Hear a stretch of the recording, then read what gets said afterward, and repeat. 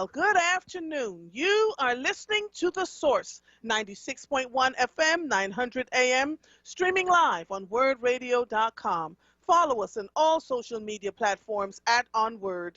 215-634-8065 is the number to call in. If you are hearing the sound of my voice, I am Andrea Lawful Sanders, and I am your host on Mondays, Tuesdays, and Thursdays from 1 to 4 p.m. Before I get started to talk about anything else, I want to let you know that an Amber Alert went out about 5 minutes ago, issued for Nova White, a black female, 1-year-old, abducted by Ronald White, black female, 32-year-old, in a green 1998 Toyota Camry. If you have seen or heard from this father and this little child, please contact amber.pa.gov. Again, a little baby, Nova White, black female, 1-year-old, abducted by her father, Ronald White. According to this news report, 32-year-old, he drives a green 1998 Toyota Camry. If you see Nova or her father, please reach out to www.amber.pa.gov.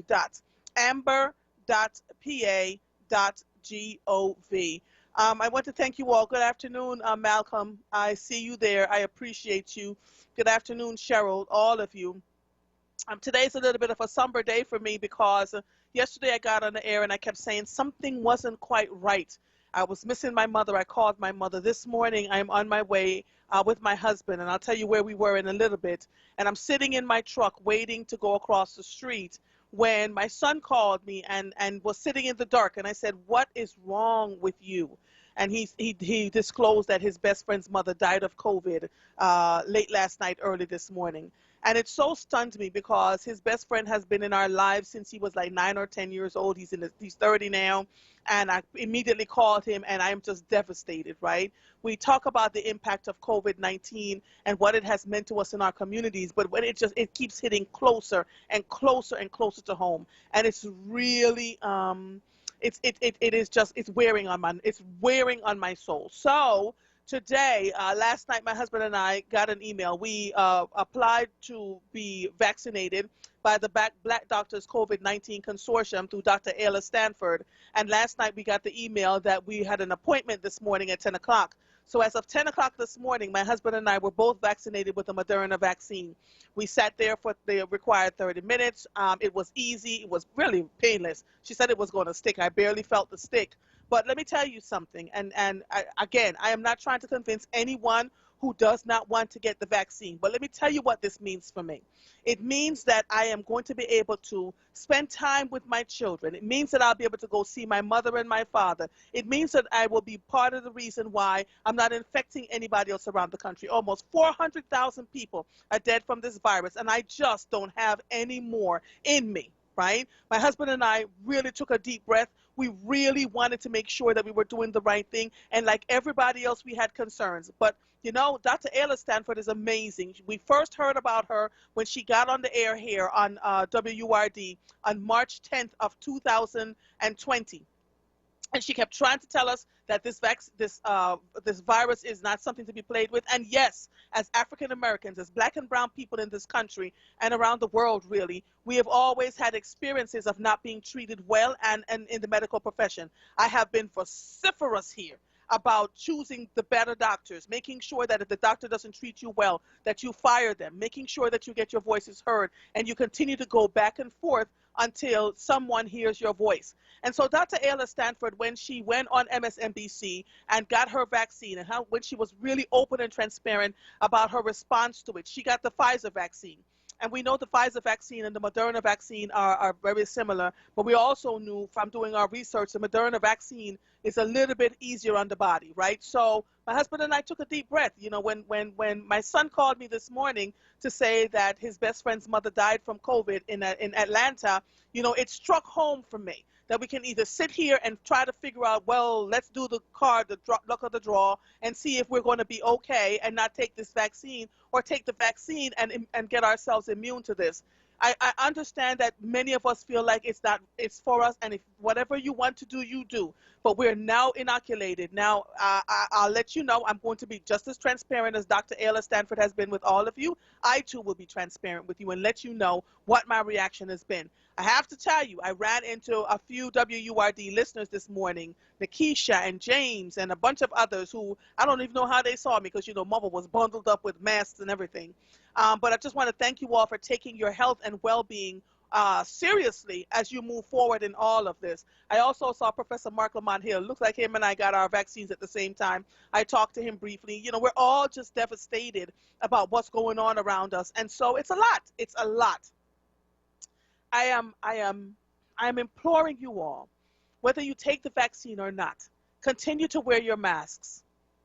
Continue to practice good safety. Make sure you wash your hands. Make sure that when you go out your house and you come back in, that you strip out of your clothes because the virus, hangs onto your clothes. When you go to the supermarket and you bring the bags in, don't drag the bags in and drop them on your kitchen table and then spread the germs everywhere, right? As you're washing your hands, spray it on the outside of your bags. Make sure you don't get anything in your food as you're spraying your bags. When we get deliveries, we spray the boxes down and we leave the deliveries on the porch until 24 to 48 hours later. I know it sounded like a lot.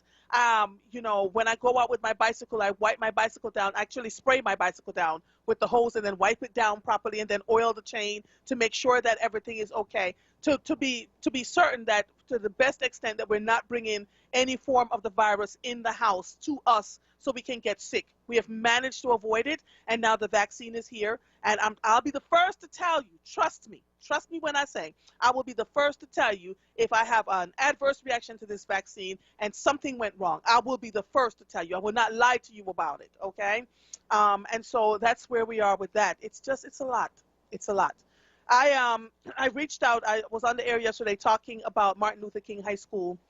And I'll talk a little bit more about that because I had a conversation with some students. This morning has been incredibly busy, planning a funeral, talking to students about what's going on in their school, trying to make sure that we get what we need. But I wanted to share this with all of you. If you have not heard it yet, let me pull it up. Biden selects transgender doctor Rachel Levine as Assistant Health Secretary. Now, many of you have heard and seen Dr. Rachel Levine on The Source with me. She and I have had at least 2 or 3 conversations as it applies to COVID. And if you remember my saying, there's something about her. When I talk to her, we listen. We listen, we listen, we listen. And so she listened to us when we were talking to her about Black and brown folks and what that meant for us. And I am so thrilled to hear that she was tapped by President-elect Joe Biden. So Pennsylvania Secretary of Health Rachel Levine meets with reporters at the Pennsylvania Emergency Management Headquarters. And she's really worked hard to make sure that we kept the numbers down in Pennsylvania too. President-elect Joe Biden announced today that he will nominate Rachel Levine, Pennsylvania's top health official, as his Assistant Secretary of Health. Levine, who is a pediatrician, would become the first openly transgender federal official to be confirmed by the United States Senate. Dr. Rachel Levine will bring the steady leadership and essential expertise. I just wanted to make sure. We need to get people through this pandemic, no matter their zip code, he says, race, religion, sexual orientation, gender identity, or disability, and meet the public health needs of our country in this critical moment and beyond, Biden said in a statement. She is historic and deeply qualified to help lead our administration's health efforts. So congratulations, Dr. Rachel Levine, from those of us here on WURD Radio, and specifically from The Source, because I felt that you understood. And you see, it is good. I am glad that he tapped into someone who wouldn't dismiss our thoughts and our concerns. Lots of us get into these professions and we behave as if, because we are the authority figure, that we don't have to listen to anyone. You heard me interviewing Dawn Angelique Roberts yesterday, where she looked like the epitome of health, size 4, a marathon runner, but knew something was wrong with her heart because she was having chest pains and all these different symptoms. And one doctor put her out of his office and say, go see a psychologist because I don't believe there's anything wrong with you. It's all in your head. And so when we see appointments like this of Dr. Rachel Levine, we have to be grateful that we're getting someone who's actually going to listen to it and make sure that we are not losing our minds, because it's too bad. It's awful. Let me say this about the COVID-19 vaccine that my husband and I got this morning. The only reason we got it was because we have underlying conditions. I have underlying conditions, as you've heard me talk about it over and again here on the radio, and my husband has underlying conditions. So much so that I said, if my husband got COVID, he would die. right? And so I am grateful. Right now, they're taking people who are 65 and older and those with underlying conditions. So whatever your age, if you have underlying conditions, sign up to get the vaccine if that's what you want to do. Again, we chose the Black Doctors COVID-19 Consortium. Again, I'm letting you know I trusted no one else to do this but Dr. Ayla Stanford and her group. And the reason why I did this was because she spent so much time. She spent so much time begging and pulling. When she started doing the COVID testing, 19 testing, she had no funding. She was depending on the good wishes of those of us who were donating money until the city decided to get on board and to help us in any way that help her in any way that she could. And now she sits on a committee with the mayor of Philadelphia, and she's getting the vaccines. It is only open to Philadelphia residents too. Her group, what she's giving out is open to Philadelphia residents. So if you are interested, when I signed up last Tuesday, I spoke to Dr. Ayla last night, and she says, when I signed up last Tuesday, maybe about 600 people had signed up. 2 days later, over 10,000 people had signed up. And they're doing an average of about 1,000 vaccinations a day. So if it's something that you want to do and you think you are there for it, please get sign up for it and go. If you have hypertension, diabetes, heart condition, cancers, any kind of cancers, asthma, any kind of autoimmune diseases, let that go. Sign up for it and go and get it done. Okay. So that's where I am with that. The WURD listeners, from 2:20 to about 3:30. That is open to all of you. I'm creating spaces for you. Brianna is just so good with making sure that I have just enough guests and then have enough space to talk to all of you. This has been trying. I had an interview on a podcast that Sarah Lomax-Reese had around the COVID responses. And I remember telling her quite openly, there was a time in September of 2020 when I thought I was going to lose my mind. I was out riding my bicycle. I missed my parents, missed not being able to hug and touch my children. And I called Josh Duncan one day, I forget where the hell I was, and just burst into tears. I said, I can't deal. And I'm sharing this with you transparently because I want you all to know this is not the time for us to act like everything is okay. It's been a lot. It's been a lot. We've had a virus running rampant. We've had an election that's been contentious up until, and it's still contentious, even though the outgoing president leaves by noon tomorrow afternoon, and so that we can get a new president in. I'll talk to you all a little bit about the inauguration stuff that's happening too. But it's been a lot. It's been a lot, and many of us have lost family members. So between Rachel Levin, the vaccine being available for those of us with underlying conditions and with over the age of 65. And I talked to an elderly white man this morning. He was so excited. I'm so glad my wife and he and his wife were in line. I'm so glad we're here to get this, and it's people from all walks of life showing up to do this. Glenn from South Philly, are you there? Glenn, how you doing? Good morning. Good morning. How are you? All right. Were you privy to see the news where Moderna is under investigation? No. For assassination today? Yeah. No. Moderna's under investigation, and like I always said, Pfizer has been sued, and everybody knows that, for injecting kids, African kids over in Africa. And Johnson & Johnson, the same people that's trying to put another vaccination out, have also been sued, multi-billion-dollar lawsuit. So my thing is this. I'm glad that black people are actually refusing. They need to refuse. Even Minister Farrakhan has spoken against it. But we got some black preachers, that are in cahoots with the medical administration, knowing that the vaccines are no good for us. So that's all I have to say. Well, thank you so much. I appreciate your calling. I do appreciate you, Glenn. I do. I appreciate your opinion, okay? All right, bye-bye. So what Glenn is talking about is that the California, they were to provide us to use halt the use of a batch of the Moderna vaccines. There are going to be times where we see things where some parts of it doesn't work. something happened where it wasn't refrigerated properly, and on and on and on and on. I am erring on the side of caution, which is why I say to all of you, you choose to do what you want to do. We are choosing. We made the position for ourselves, my husband and I, to take this vaccination. So far, so good. If I have any adverse effects to it, I will let you know. I'll be the first one to let you know, and I'm not going to hide it from you. And so that's where we are with that. That's it. And so Glenn called in with his opinion. He says he's telling black folks not to take this thing.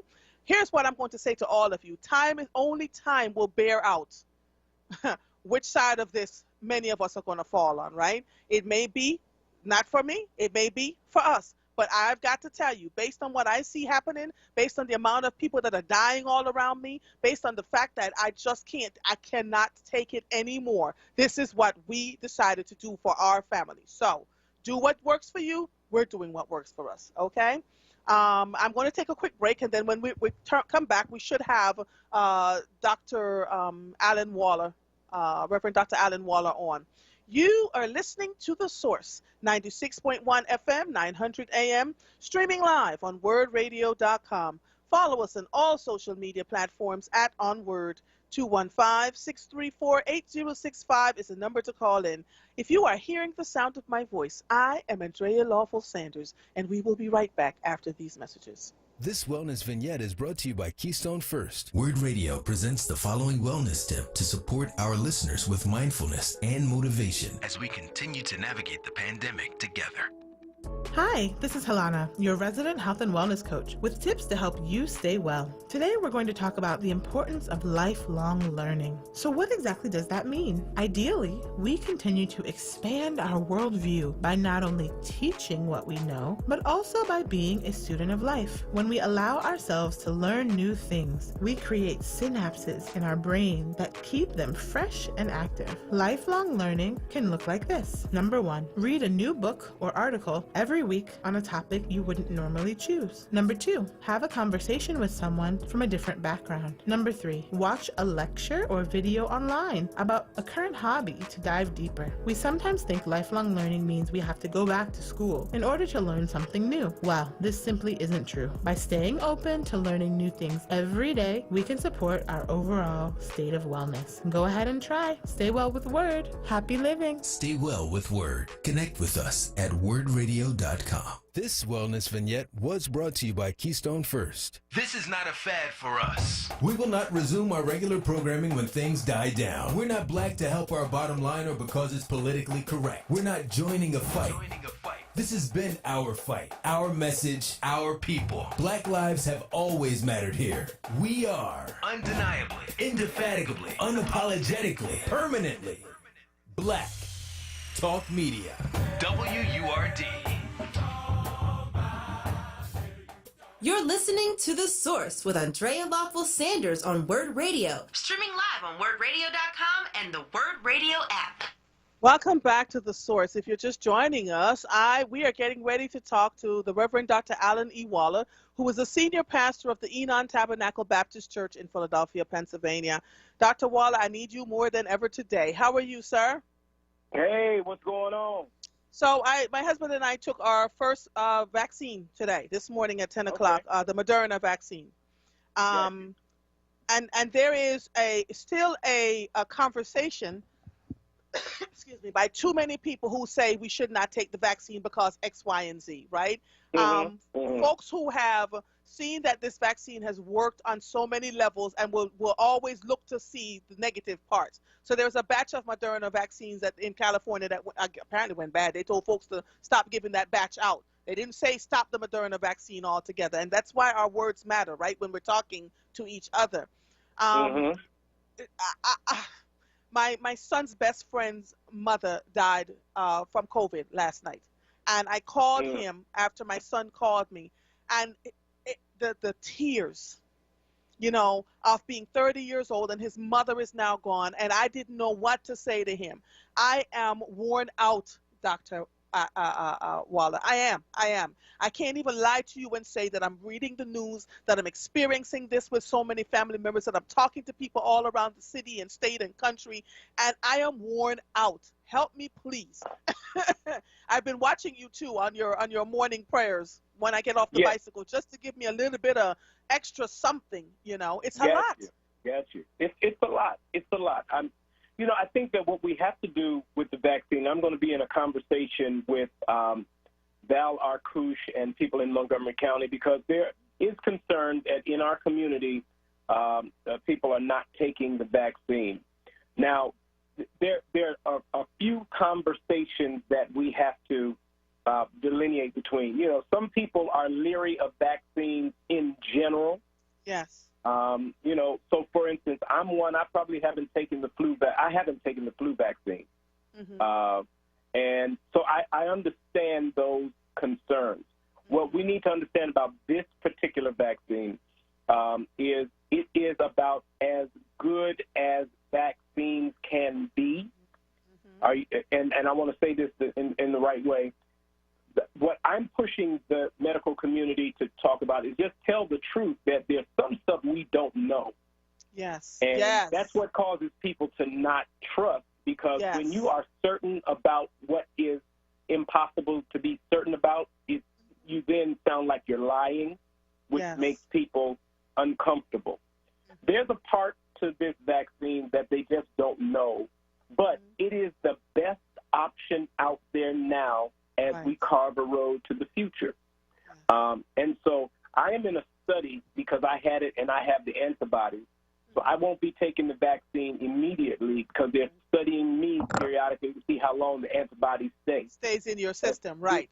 Okay. As soon as they're not in my system, I'm going to take the vaccine. And we are going to be a part of the effort with Dr. Ayla Stanford to make Enon available for people to get the vaccine. I know that I just heard a young lady speak who is a nurse practitioner that lots of people are listening to, that is warning people about the vaccine. And that language is out there. So there's a healthy concern around the whole concept of vaccinations that people need to continue to listen to and make their own decisions. Based on everything I know and understand, and I is a doctor, but not that kind of doctor, I think that this is the best thing we've got going. What I need people to understand is don't take the vaccine thinking that it is going to relieve you of the other responsible living behavior. Meaning you still need to put a mask on. You still need to socially distance. I think that where we're going is, buildings like mine, I expect that in October that someone is going to tell me officially that the building that used to hold 5,000 people will now be safe for 1,500 people. Yes. And that's what life is going to be like forevermore. And I think that we need to all wrap our heads around. I would imagine the first Sunday that I'm in church preaching, I'm going to look out and look like I'm preaching at a medical conference to a bunch of people with masks on. And that's what it's going to be like. So I believe that people, if given opportunity, should take the vaccine, but they should not assume that means I got my 2, I can go back to old behavior, because what we knew is gone, and we're going on to a new reality. Right. And on top of that, Dr. Waller, the new virulent strains, that's the concern that you hear every doctor saying, look, if we don't get this one under control before the new virulent strain takes over, way more people are going to die, So, I told folks, one of the things that I love about being on the air on WURD is my transparency. So I did not want to talk about it somewhere else and then not say it here on the air so that people were like, oh, she took the vaccine and she's trying to hide it. Nope, not trying to hide it. I made a decision for my husband and I, right? We sat and we talked about it. We did all the research. We talked to Dr. Ayla Stanford. We read until we couldn't read anymore. And as we continue to see people dropping around us, we've not had COVID, Yeah. because we've been so careful, but it is not a risk I'm willing to take. And when I saw the sadness in my 29-year-old son's eyes this morning as he talked about his best friend's mother dying from COVID, I knew I had to be more responsible as a mom to make sure that, I did what was good to make sure that I could be around for my children. And It's a lot. that's another position I think we need to take on this. We need to admit that even the vaccine, with what we don't know, this is a very large experiment that we all need to participate in so that one day we get it right. Right. And it may not be gotten right with us, and it will get right for our children. So we need to think of it on those lines as well. The other thing too, Pastor Waller, and I think folks are still not hearing us. So I'm hoping that we talk through this and that people get it. This is just the beginning of virulent strains that we just cannot get a hold of. We are overly populated in the world, right? The world is overly populated. The strains keep coming and coming and coming. People think that this is a conspiracy theory because vaccines are popping up. Well, that's because they've seen the virus is coming, right? They've seen when people get sick and show up in hospitals and they can't explain it, they send it to a particular lab to look at it and say, okay, this is something new. How can we manage it? What works for it? What antibiotic works for it? And if they can't find an antibiotic that works for it, then they start to figure out ways to contain it. It's hard to explain that to people who are consistently saying things like, well, they're doing it, they're dropping it in our communities. No, we're here, and we're not washing our hands, and we're not taking care of each other, and we're fecal matter is passing from our hands into our food, salmonella, all sorts of crazy things. And so I want people to wrap around their heads that we have to get better, Dr. Waller. That's right. That this is just not a thing where we just get a shot and it fixes everything. More things are coming down the pipe. Well, that raises a whole other conversation about a spirit of excellence required by all of us. I mean, paying attention anymore. We began to live as if we could be irresponsible. And I'm talking about the human species. Yes. There's something, God did tell us some things about living 6 days and resting one day. He did tell us some things about what to eat and what not to eat. He did tell us some things about resting and cleaning ourselves and all of that and who we are around and how much we're out and how much we're home and all of that stuff. And I think that what I'm learning in this season is that I can slow down and still be productive. And a whole lot of what I thought I had to do has not been necessary. Yep. I'm working hard in a new way. But all of us are recalibrating as to what is very important, what's most important. You know what I realized? I'm a person that works out. I've always worked out. I wrestled in college and all that. But I have gotten more healthy over this last year, walking 5 miles a day with my wife and eating vegetables than all of the gym throwing and martial arts doing and everything that I've done all my life. Yes. But getting up and spending an hour 5 days a week with my wife and eating dinner that she cooks, I know I sound old, has changed my life. And would not have done that had this not happened. And I think we have to look at life in general and how we are doing what we're doing. Because God really did give us some ways to do things that some of this is going to help us turn back to God and turn our country back to God. And that's my responsibility to lift that portion of this conversation. And I'm glad you spoke about just walking 5 days a week, because people think that they need to. It's so funny. I look online and I crack up. I have to have a Peloton bike, and however it works for you, it works for you, right? But the idea of just putting one foot in front of the other and doing it consistently for 30 minutes, right? Several days a week, it's good. And the fact that you actually are having a conversation with someone that you love and care about, that helps our brain too, right? Our brain function. That's right. And then you talked about the fact that she makes the meals. I make all my meals here too. People laugh at me like, you're always cooking. Yep. because I know what's going Yeah. in my food, you know. So Mhm. it's a good way. So let's do a segue now into the inauguration that's coming up tomorrow. Ooh, Yeah. Father, I can't even believe we are here. So I'm I've got a glad. bunch. Yeah. Me too, but there are a bunch of things that I want to talk to you about, starting with the fact that the FBI had to vet the national security troops. They found two of them that were a part of the shenanigans on January 6th and booted them out because they were going to be a Right. part of Biden's safety detail, Right. for the inauguration tomorrow. Let's talk about, first of all, what you see happening with our military, how they have been what I want to say infected with so much hatred, and with our police departments around the country. As we've been marching and standing up and saying something is absolutely wrong, we now see in black and white, in living color, exactly what black folks have been talking about. Where do you think we go from here? Do you think this is now going to be a new alignment of police departments? Let's start there in the country.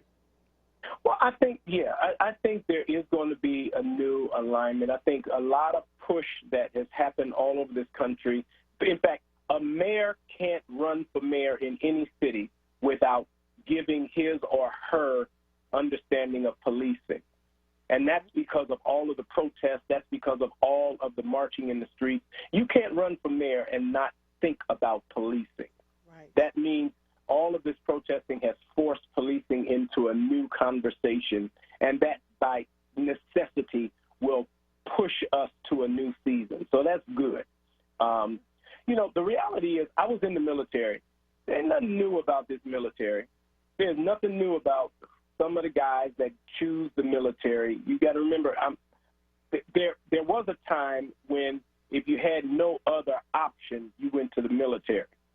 There was a time when if you go to police, you can go to jail or go to the military.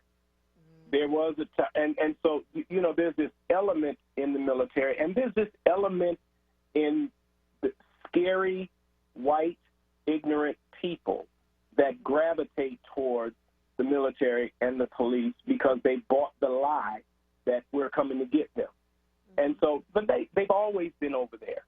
And now that we're pushing a new narrative, they are going to be pushed out over time. They're going to be exposed. And just like those two got exposed, over the next few years, we're going to see other people exposed. And that's the good thing about right now. We've always known it existed. We've just romanticized it. Now, America can no longer romanticize that aspect of life. We cannot romanticize Laverne and Shirley, Happy Days, Dukes of Hazzard. We're not going to romanticize any of that any longer. And that means while we're in this reconstruction, I hope we kill it this time. Not kill them, but kill it. We have negotiated with it. But this time, we need to put it to bed. Yes. And that is what I'm hopeful that this generation of leaders and this generation of conversation will. Okay, so let's jump into the fact that police departments the union specifically, has been covered and coddled and carried by big business. We did some research and noticed that Comcast puts tons of money into the Philadelphia Police Union. How does that play out in the people who are who are spending their money to get cable, but are also dealing with being abused, and that Comcast, such a large organization, and they're not the only one, there's 4 of them, and some more, but Comcast is one of the largest donors. How do we justify and juxtapose them giving this kind of money to a police department that have so many folks inside of it that are not treating us well? Well, so I'm gonna answer that maybe a little differently. I'm not one of the guys that's sort of mad at police in the sense that we have to pull money away from the police. I believe that we have to challenge police to do better and be better. And Okay. I believe that we have to put more resources into them doing policing differently. And Okay. I also believe that we have to do things like, no one's talking about the Facebook people now. And we got to stay on top of that to make sure the guys say more about that, please. You remember the whole Facebook piece where the guys, they found their Facebook post and they were fired, right? Now, that's been a year. Now they're working on trying to bring them back, but nobody's talking about that. We have to make sure they don't get back. We have to make sure that the ones that get caught really do pay so that we change the culture and that people really have to pay for their bad behavior. What normally happens is a policeman does something, they get slapped on the wrist for a while, we turn our attention to something else, and their union brings them back on later when no one is looking. We have to stay vigilant around that, and the expression in Philadelphia were the Facebook firing. And we got to make sure we fight at that level and be willing to stay involved. It is my love for police that fuels my disdain for the bad ones. And we must have a disdain for those who dishonor the badge and those who dishonor it. I still believe, and I could sound Pollyannish, but I still believe they're more good than bad. I believe that there is systemic racism. I believe that at the very core it has to be changed.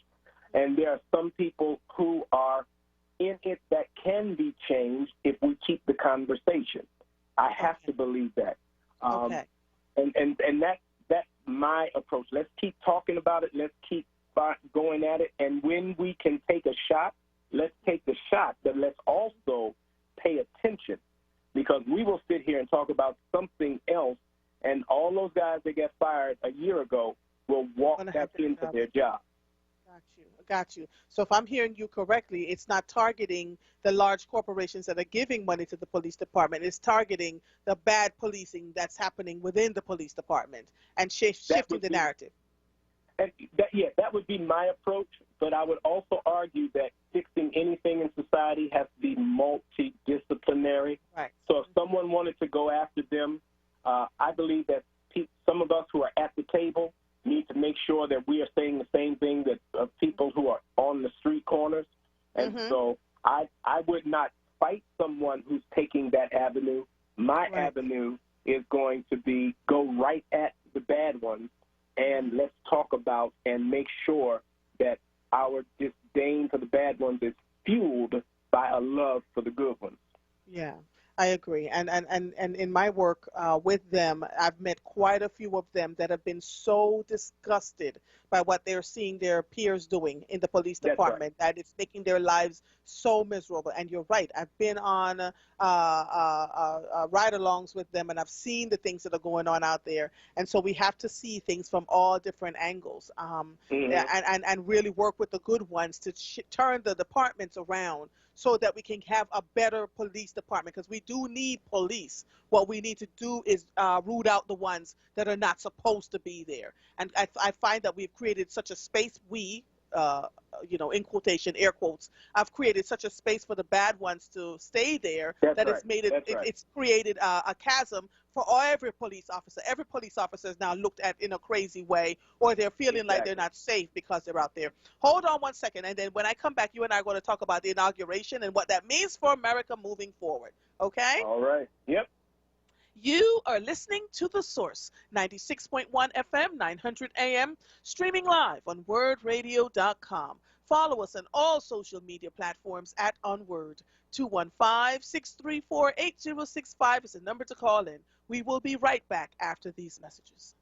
Are you tired of eating the same thing day after day? Is ordering takeout starting to get a little old? If so, then give Premium Nutrition Meals a try. With Premium Nutrition Meals, you get to select new entrees each week from several different menus, all chef-crafted, freshly prepared, and delivered right to your door. Just go to PremiumNutritionMeals.com to order to earn rewards today. WURD listeners receive $10 off orders of 6 meals or more. Enter code PREMIUMWURD at checkout.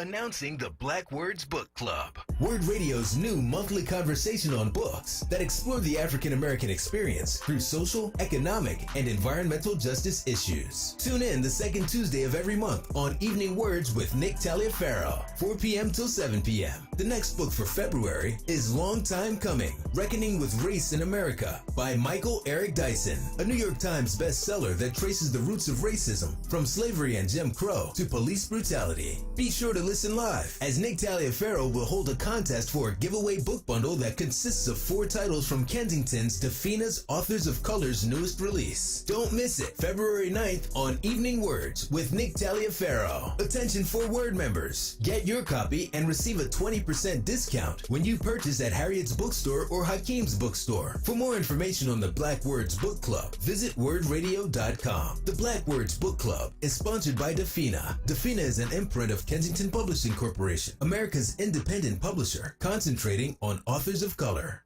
You're listening to The Source with Andrea Lawful Sanders on WURD Radio. Streaming live on wordradio.com and the WURD Radio app. Welcome back to The Source. If you're just joining us, I have on the line with me the Reverend Dr. Alan E. Waller, who is a senior pastor of the Enon Tabernacle Baptist Church.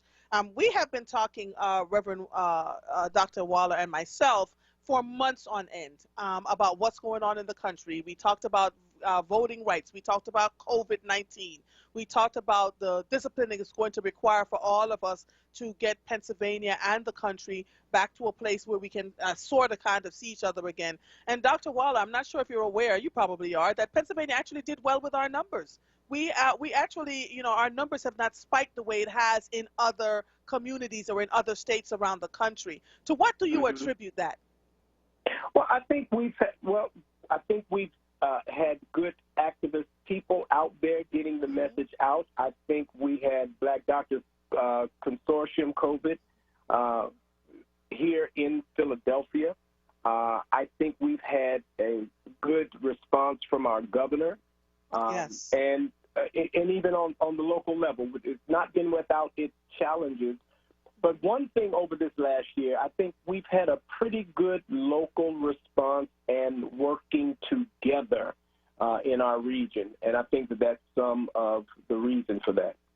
Yes, agreed. I absolutely agree. You know, some things, it was a little shaky in the beginning, but I'm watching people get what they need. The fact that the Black Doctors COVID-19 Consortium is able to inoculate folks who are living in Philadelphia, who has underlying conditions where folks in the county are still trying to figure out how they're going to get their shots, says that we're doing something here in the city that makes sense. All right, so let's pivot now.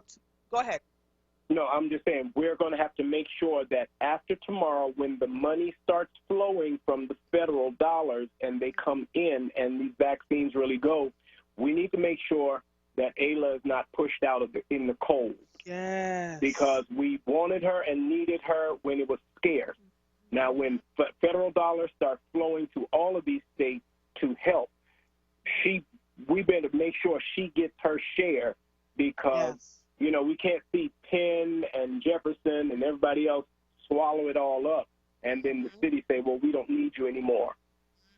You know, the city is not crazy, Dr. Waller. They're not crazy. Right. They're not crazy. Right. I will lead a one-woman crusade to make sure that Dr. Ayla Stanford stays on their lips, their hearts, and that the coins go over to her. Because without her, many of us would have not gotten the COVID testing. Many of us would have not trusted her to do what we're doing now. So they owe a large part of keeping this thing tempered down to Dr. Ayla Stanford and her COVID-19 consortium. I wish they would.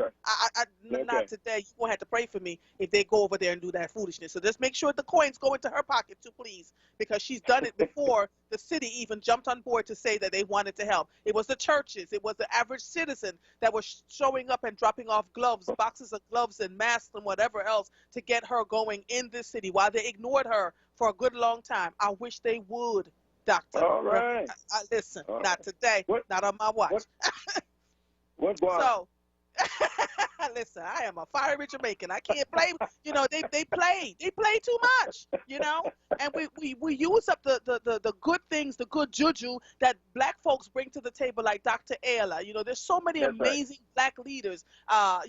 Cecil B. Moore, going on back and back and on, and we take for granted that these black folks are here giving their heart and soul. We talked about Martin That's Luther right. King yesterday and how so many people turned against him, right? But That's now we right. want to That's quote right. his speeches like he was the best thing since sliced bread and nobody knew. It took courage. It took courage to face all those people turning against you, including your own folks, right? Yep. And so I want us That's to right. remember that. All right. See, now I'm getting on my soapbox. They keep telling me I need to preach, All but right. I'm a preach from here. So All right. There you go. I want to talk now about the inauguration. Tomorrow is coming. Noon, January 20th, 2021. I cannot believe we're actually here. The outgoing president will be gone with his wife, and it will not sweep out the door behind him, though, the hatred and vitriol. So we still have to look at that. But tomorrow, That's right. we get to celebrate an incoming president and vice president that's already made history.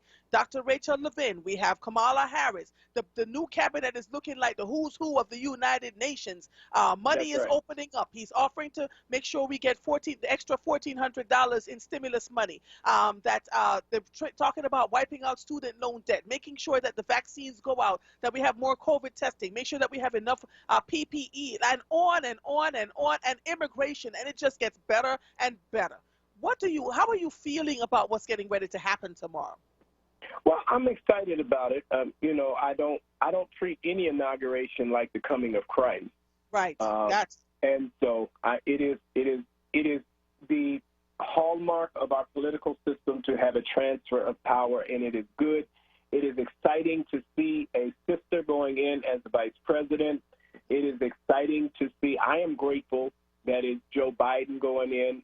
I was on Team Biden 2 years ago. And so, when everybody thought he was too old and everything else, but I got to tell you, Dr. Waller, I was not on Team Biden. I wasn't, sir. Let's just, you and I have always been very honest with each other. I was not Team Biden. What got me with Team Biden was looking at Kamala. And she has her own issues, right? But I found him to be a little tone deaf. That was just Andrea talking. And so it took me a minute to get to the place where I understood he was listening to folks around him, that he was surrounding himself with people who could give him good, solid advice, right? That's right. But I wasn't quite there. I got to be honest with you. And I also have to tell you, this outgoing president has made it so crazy for so many of us that he looks like the second coming. I'm telling you. Biden tomorrow. Everybody's just breathing a sigh of relief. What I think and what I said in Rolling Stone magazine almost a year ago, that Biden will be the comfortable shoe for America to get its footing back. So I don't look for radical change. I look for stability over these next 2 years.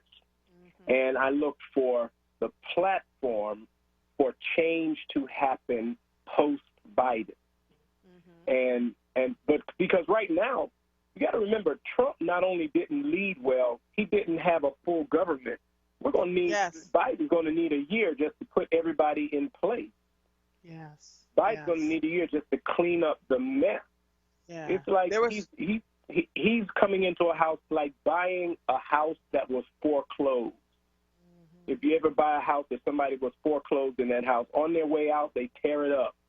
And so you might have got a good deal on it, but you got to spend the first year cleaning up the intentional damage that they did to it. And I think everybody's going to have to manage their expectations. And also, I'm grateful that Biden and Mitch McConnell have worked together for 30 years. Yes. Because those two crafty politicians are going to have to fix that House and Senate. And they can. You see, McConnell came out today. He's trying to clean his own self up, but he blamed Trump for the insurrection. And we're going to see more of that. Yeah, we're going to see more of that. And I'm not, the most politically savvy person, but I think Biden is right for this moment, not for the future, but for the stabilization of this country and to set us up for the next person who will bring radical change.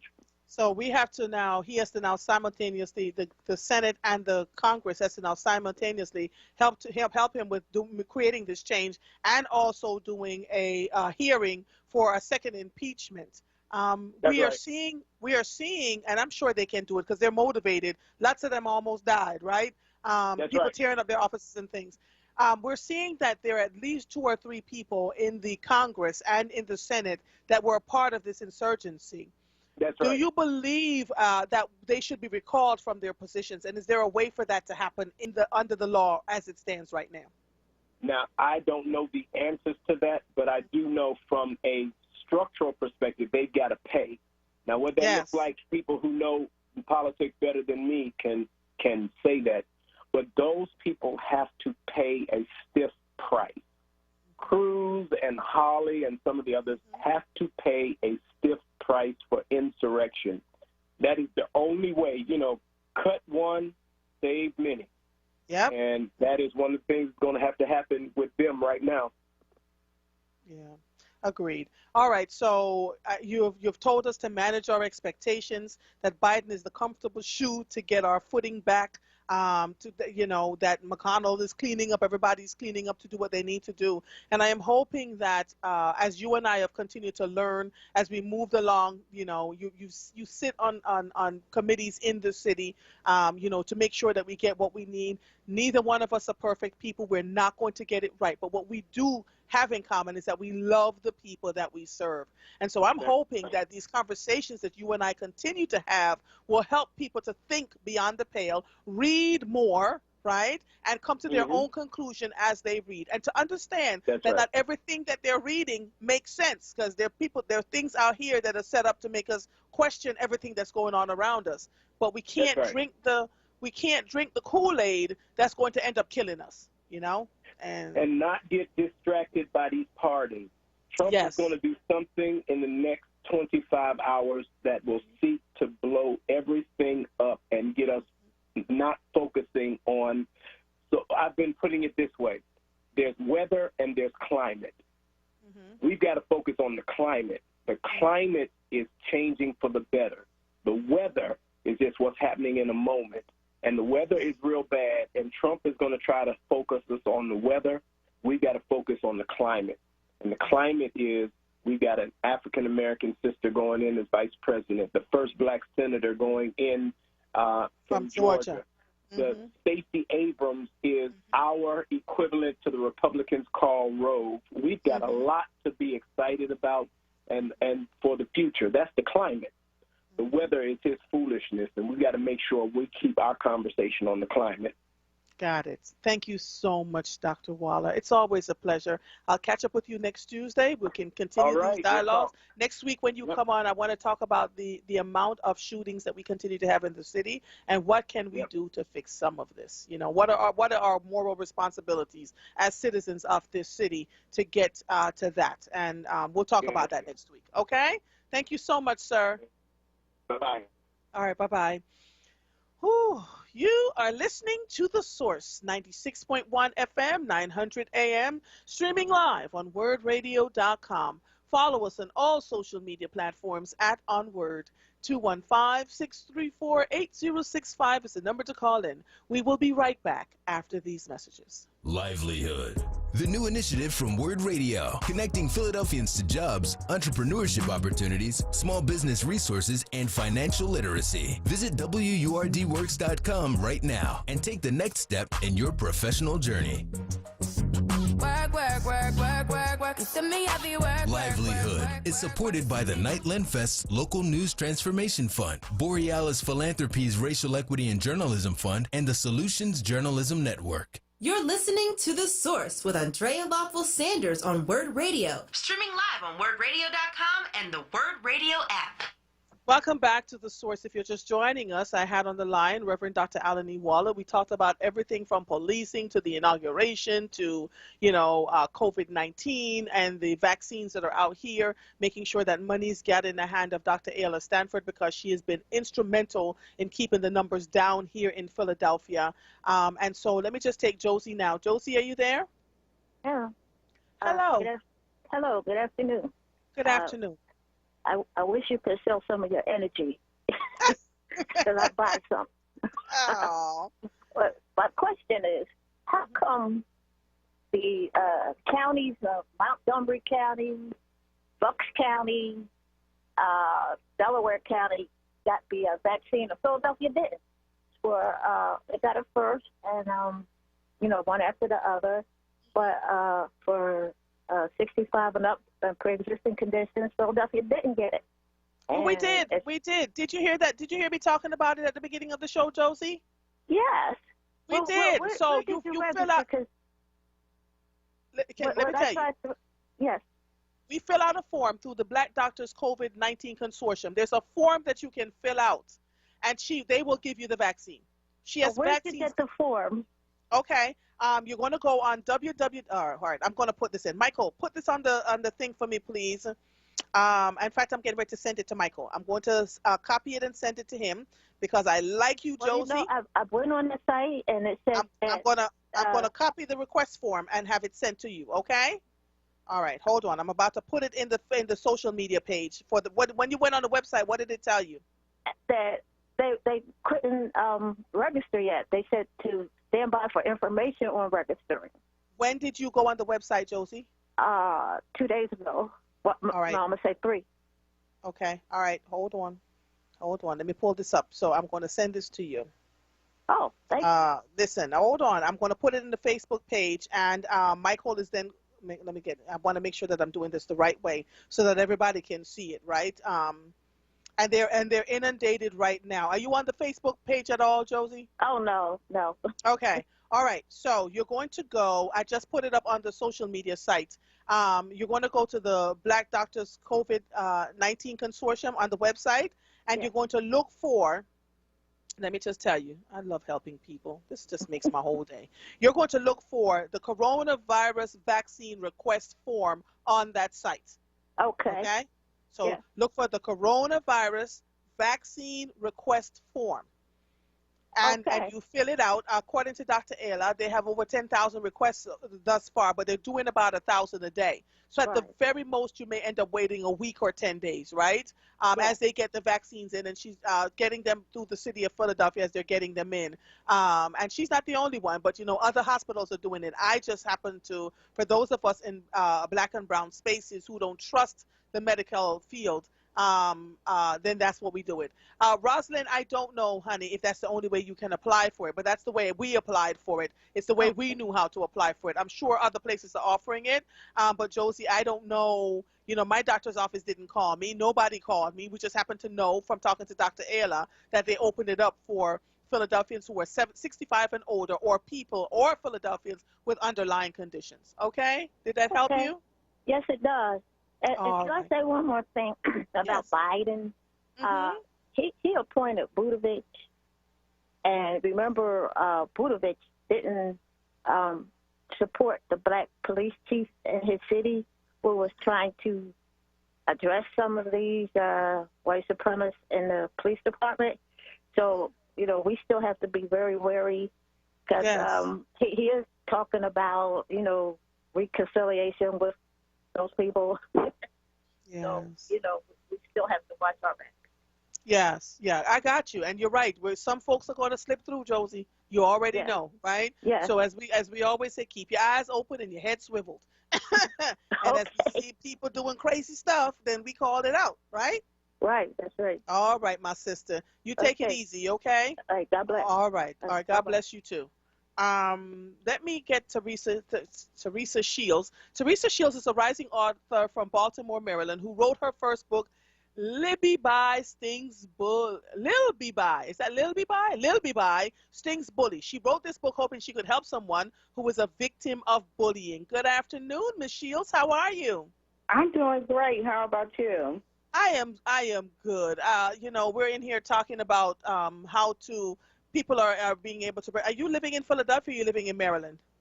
Maryland. You're living in Maryland. So tell me what's happening there. We'll get to the book in a second. But tell me what's happening there in terms of the COVID-19 testing and the vaccine. Are black and brown people able to get access?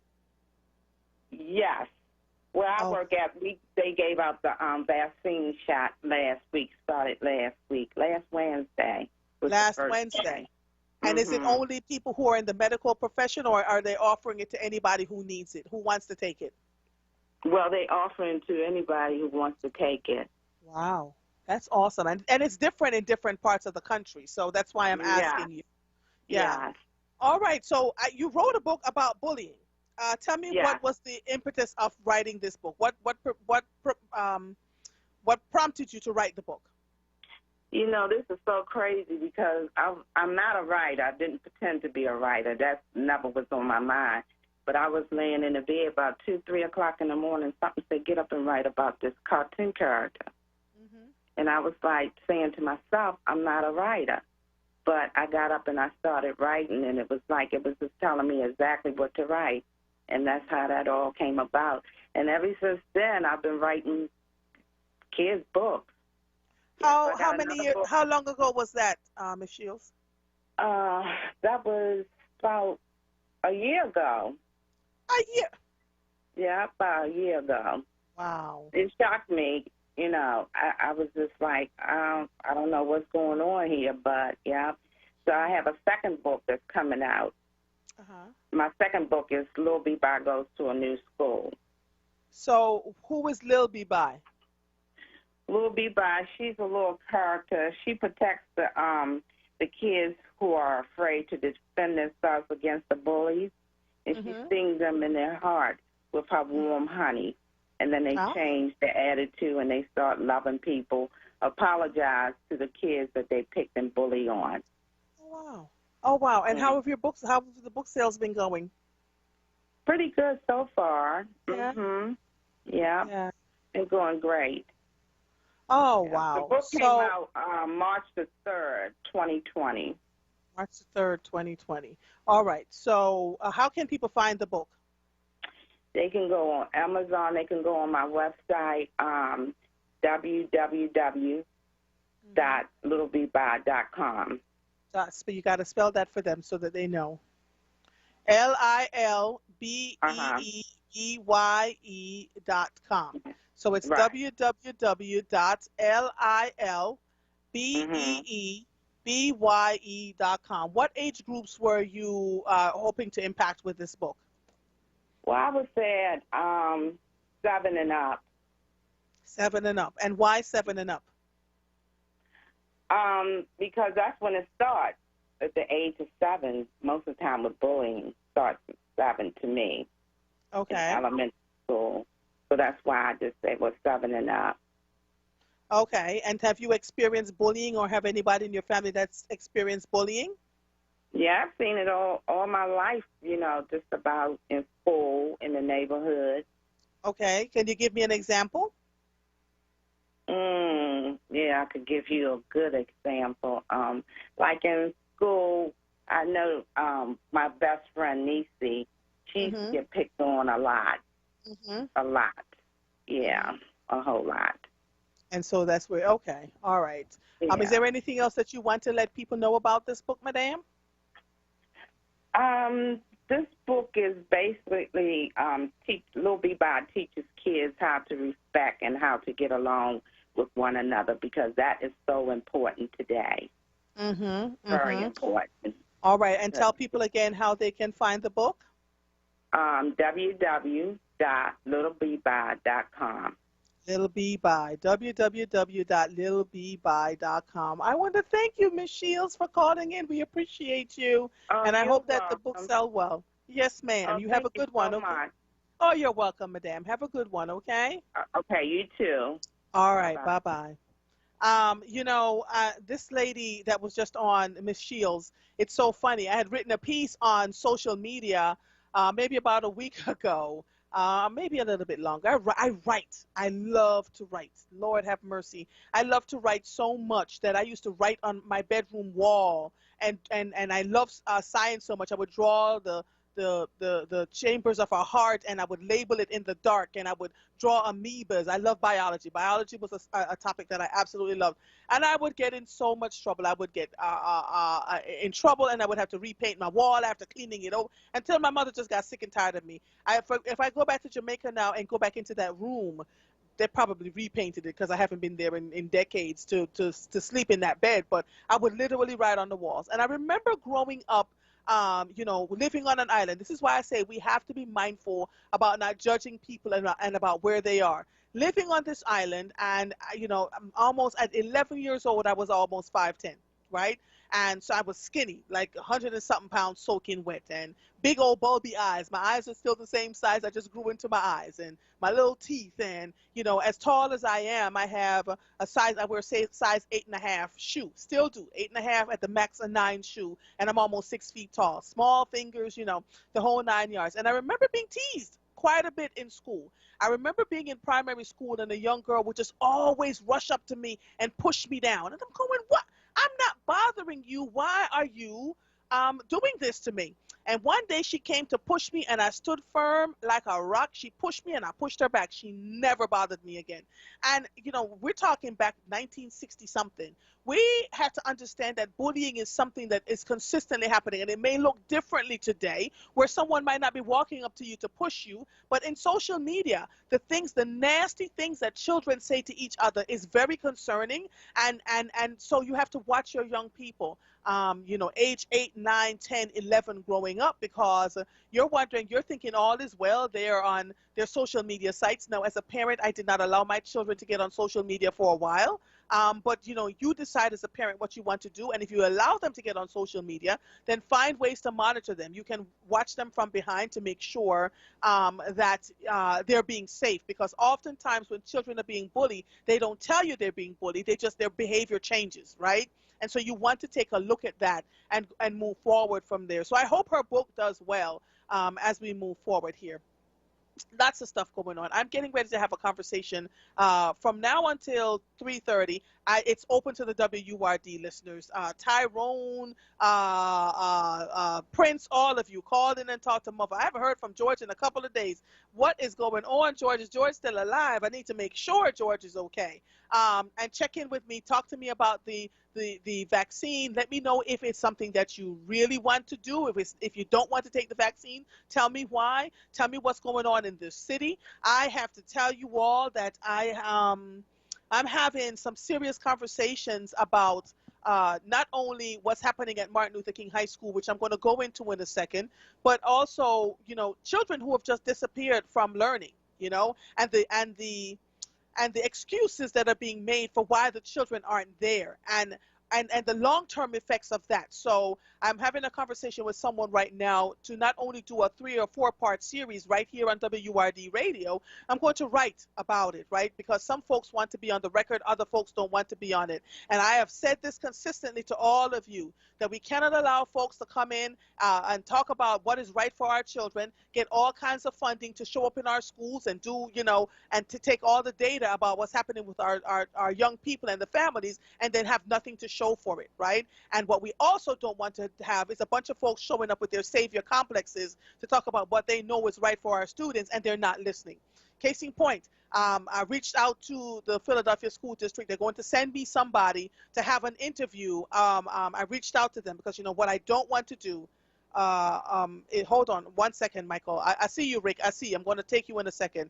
What I don't want to do is have a conversation about folks on the air without reaching out to the powers that be to make sure that I'm getting what I need to hear. So I have been fielding a bunch of phone calls and conversations. The last one was a Zoom meeting that I had on a Sunday morning. Hear me. My Sundays are precious. But so many times I'd heard from these folks that I was like, all right, let's set up a Zoom meeting. And what I heard was quite concerning. So I reached out to the Philadelphia School District, and they're going to get someone on the air for me to talk to them, because we can't spend all our time moaning and belaboring about what's happening in our schools, and then we don't try to get folks on to talk about and to answer some of these questions. So this morning, on my way back from taking my vaccine, I get on the line with some students from Martin Luther King High School who are seniors. And what they had to say to me, my husband was like, oh my God, broke my heart, right? And I wrote it down. I took notes. I asked my husband to drive so I could take notes with these students. One student said, Martin Luther King High School is always unorganized, and unnecessarily so.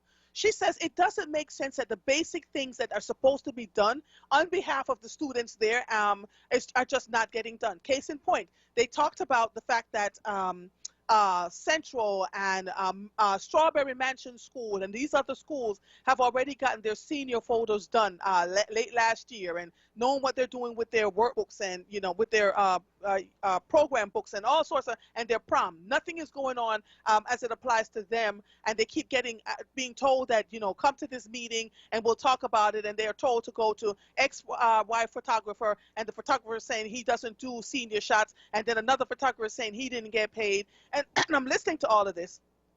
And then one young lady got on and she said, not only that, there's a lack of expectation for us. She said, we want equality in this school.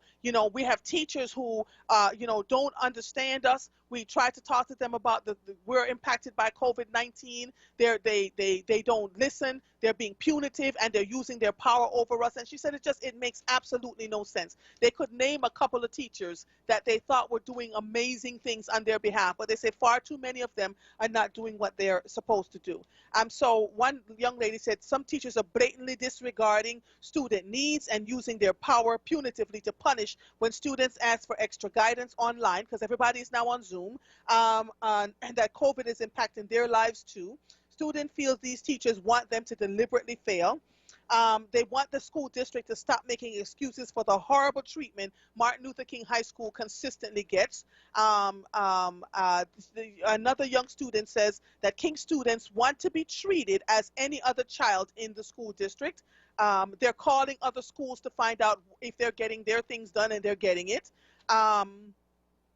I asked them, as I listened to them after about 15 minutes of having this conversation, I said, where's your principal? Your principal is supposed to be the one to get what you need. You're supposed to be able to go to your principal. And one young lady chuckled and she said, Miss, we understand that COVID is impacting all of us and that we're all dealing with it. She said, but this person is just not showing up for us. We are forgotten by the school district and we are forgotten by her. So that's a conversation. And I'm telling you, I'm grabbing this like a dog with a bone, because we have said consistently that all children matter. I have had Central High students on here. I've had Girls High students, Germantown French students. I have had students from Martin Luther King High School talking about what's good about their school. And these young people are absolutely right. When you are forgotten and when people treat you like you are not the schools that anybody wants you to be in, they also told me that students are working to get their grades up so they can transfer out of the building. That's crazy, right? This is their neighborhood school. What is going on over there? So I'm hoping that at some point next week, I have a district representative on, and I specifically asked them a group of questions that I'd like to have answered. So maybe they'll get the answer to the questions and then they'll come on, because I am not going to stop talking about it until someone gives me a definitive answer about why Martin Luther King High School, we go over there and we do, King Day of Service, and the building is beautiful, can house thousands of children, and I don't even know if there's 600 students left in that building. Why is the principal not showing up? What's happening with her? What's going on there with her? Is she getting the support that she needs to be in that building, or is she being left behind? It's a lot of stuff, right? And so we cannot afford to shove and pass the ball around. And I'm the wrong person to do it with, because I am a staunch advocate for young people everywhere. All right, let me take, oh, yes, my babies are calling in now. I call them my babies because I love all these people. And I know you all don't always agree with folks when they call in, but if you watch me, I give everybody respect when I talk to them. I listen to them. I may not always agree with what they have to say, but they are due the respect. If they take the time to call into this radio station, they are getting my respect. End of story. All right, so Rick from Germany, are you there? Yes, ma'am. This is your brain-damaged brother from Germany. Yes. How are you? No beer today. No beer against the worms today. Yes. Did I not talk to you, Rick, and you were talking about the fact that you had a horrible dealings with the vaccines? Were you the one that talked? Okay. That wasn't me. No. Wasn't me. Okay. All right. What's going on today, sir? I heard you declare your love for science when you were young. I do. And I just wanted to ask you if you ever read the fictional book, Andromeda's Strain by Michael Crichton. I did! I did. So you read that before you went to the movies to see it. Yes, sir. I am an avid reader. Love reading, and the movies are never fully depicting that's in the books anyway. That's right. Yeah. I just wanted to add to your audience that American whites and Jews in Hollywood and in the TV industry have been signaling the experimenting with viruses as a danger in American politics and military life for a long time, even before 1971. And it's been used as a weapon too, right? But you see, when we play God, it catches up. It does. I think that the vaccine rollout is going to tell whether some people in America want poor people and people of color to die. If this is not an efficient dissemination of vaccine, then I think it is clear that the rich really want poor people and many Americans to die.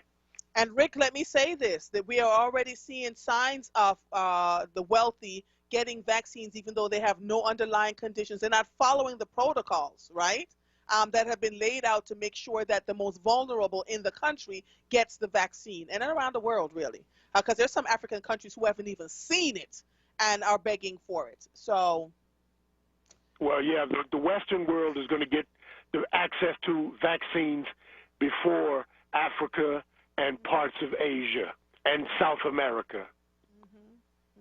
Agreed. That's all I have.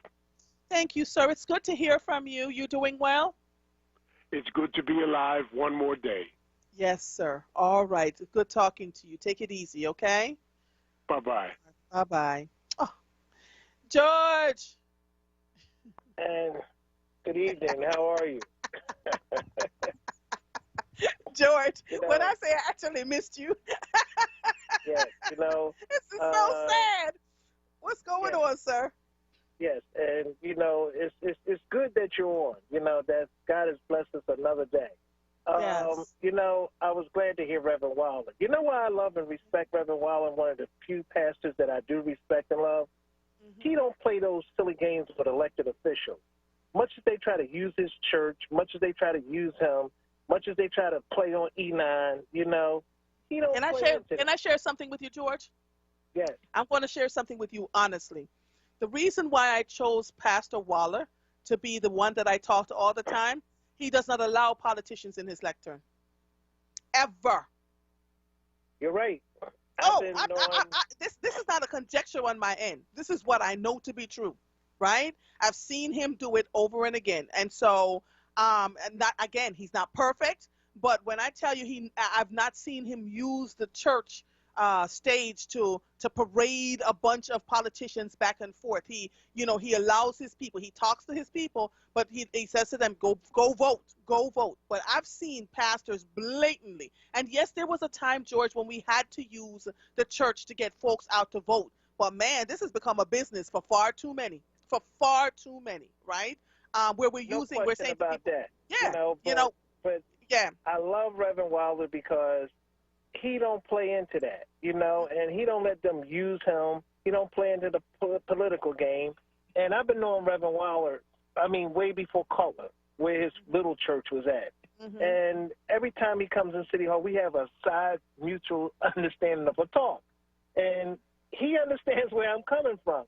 But I also understand where he comes. He never let them use him or try to ride on his coattail. You ever notice when they all want some type of notoriety, always trying to get Reverend Wilder there, and he never shows up?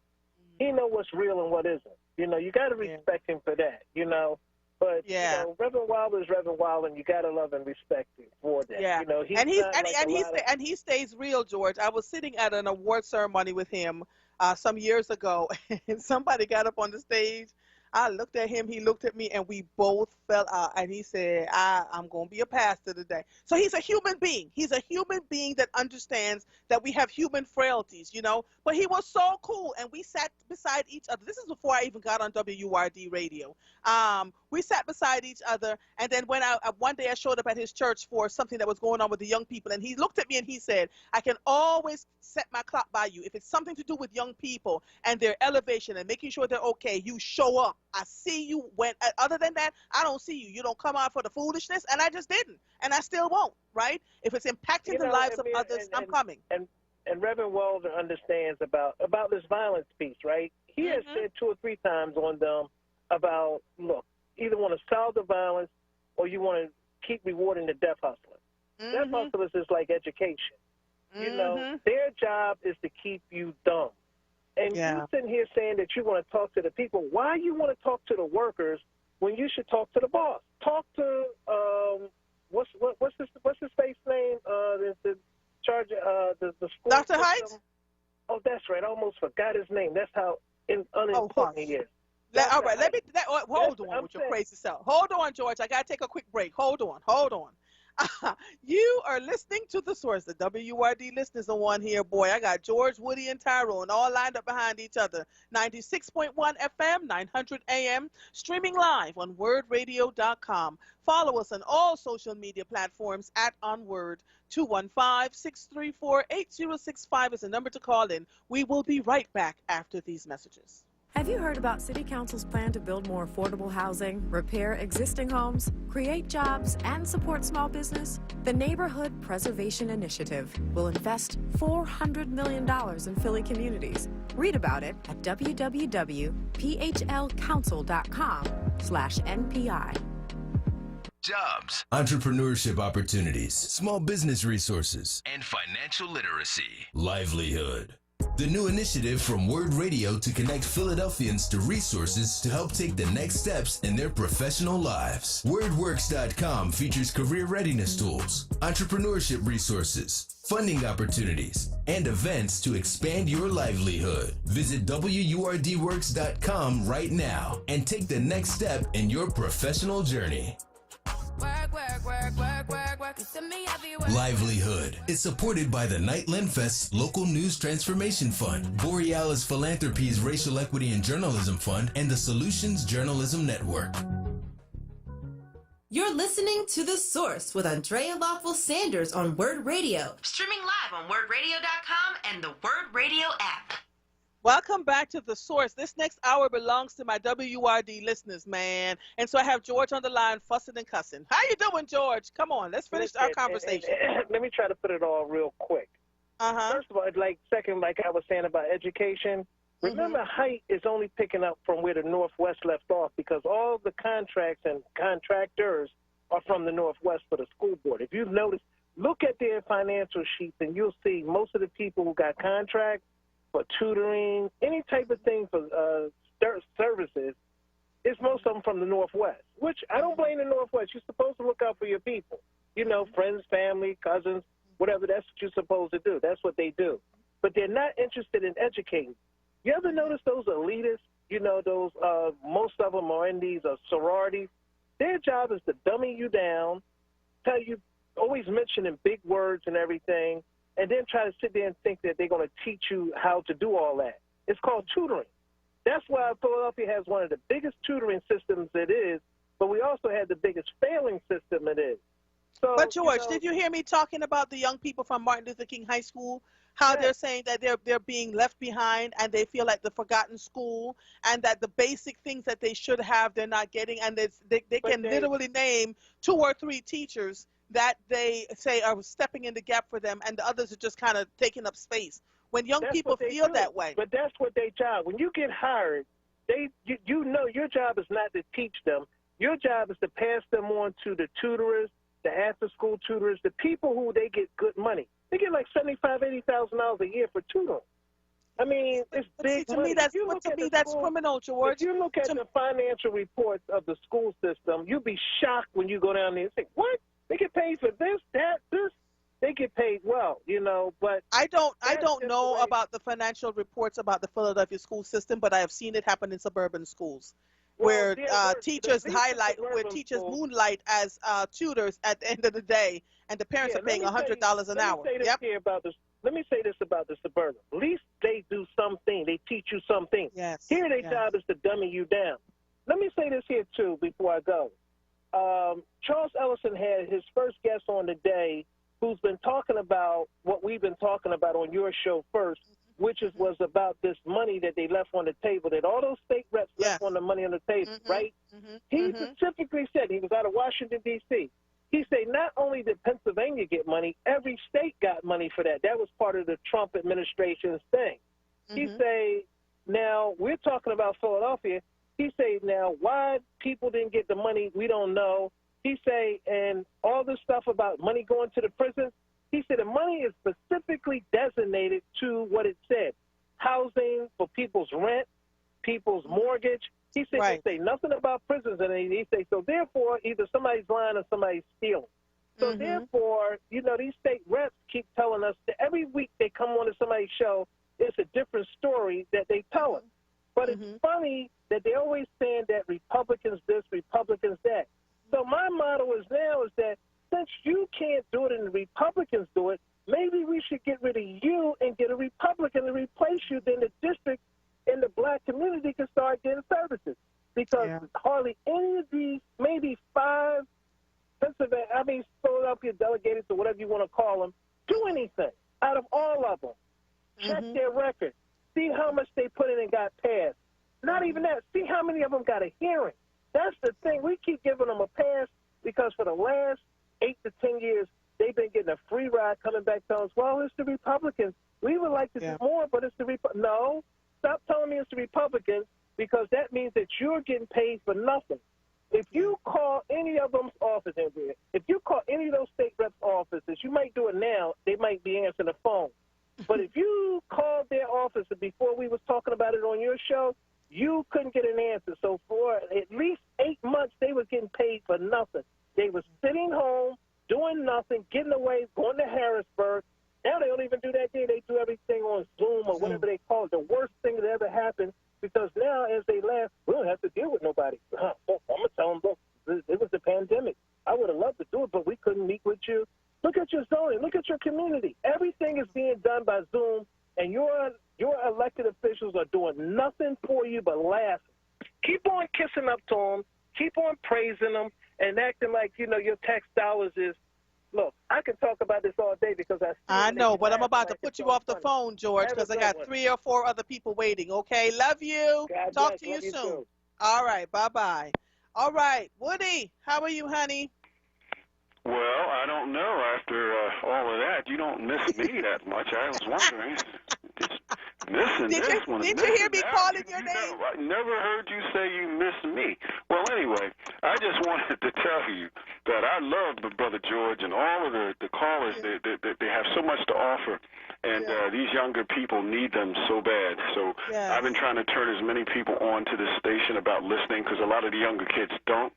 But as I shared with you, a lot of them are not able to read, write, spell, or count, but yet they're big grown children out there in the streets having nowhere to go. Now, there's a white kid that was killed. Go ahead. Killed the other day, and the news media played that every day for about a week. Never stopped playing it. Now, how many people got shot over the weekend? Come on, Woody, go there. This is what I'm trying to tell you. And one was killed himself, shot in the face. Why don't we hear about who did it? Why don't we hear over and over? We're here with their parents and ask the question, the crying mother. I know the mother's crying somewhere, but you won't see her face on the news. You see what I'm saying? But that white woman, you kept seeing the face on the news continually. Now, I'm not blaming that lady because her son got killed. I'm talking about this system that we live in, this system that promotes nothing but an unfair, unbalanced way of life for the children of the former chattel slaves living in America today. You tell me we have to identify who we are because everybody coming over here is going to benefit from our suffering. So all I'm saying to you is that young lady, I'm not knocking her. The system has to change, and the only way it's going to change is for people to understand who is being cheated. The people that are being cheated are the children of the former chattel slaves living in America today, the only non-immigrants. They're the ones. This you know is what, why the office is so important. This is why I appreciate Maurice and Rick from Germany and my boy Oliver and Jacob and Maurice, all of them, George, Tyrone, Reverend Joe. Yes. They're telling you what is going on, but we're not listening to our elders. And I am not ignoring them. As they talk to me, I am asking questions. No, I'm not saying you, sweetheart. No. I know. The But only I'm thing saying you I haven't done is appreciate read them. my article, which I begged you to do, and you haven't done that yet because you know what? missed me. I'm reading your article next week. I can't take it no more. I'm reading your article. You better be listening. I'm talking about to read it so others can hear it. I am. That's I will read it next week so others can hear it people because you've been telling me for months. I got you. Donald Trump made it clear, but what other politician is going to do anything about it? Your schools are all messed up. You can't get money from your banks. You're being gentrified out of your neighborhoods. And this is nothing but truth. That is the truth, but he wasn't going to do anything. But let's start working on that. Those three things. Yeah, and Woody, let me tell you something. They all want to blame Donald Trump for all of this, but this madness was going on long before Donald Trump got here. Long before he got here. Trump used this because he was a mirror of what this country is. He's a mirror, just a reflection. Nobody can ever know the trouble we've seen unless we start identifying it. Nobody will ever know our sorrow unless we start identifying it. I live in a neighborhood where my school, Dr. Martin Luther King Jr. spoke there. Do you know they changed the name? And I've been talking with the school board. I went through several council offices. I've done everything, letter after letter. They will not give me a response. 16th and Wharton, Barrett Junior High School. I'm going to ask my mother. Could you follow up on that, mother, for me to find out why did they change the name of that What's the name of the school? Barrett Junior High School.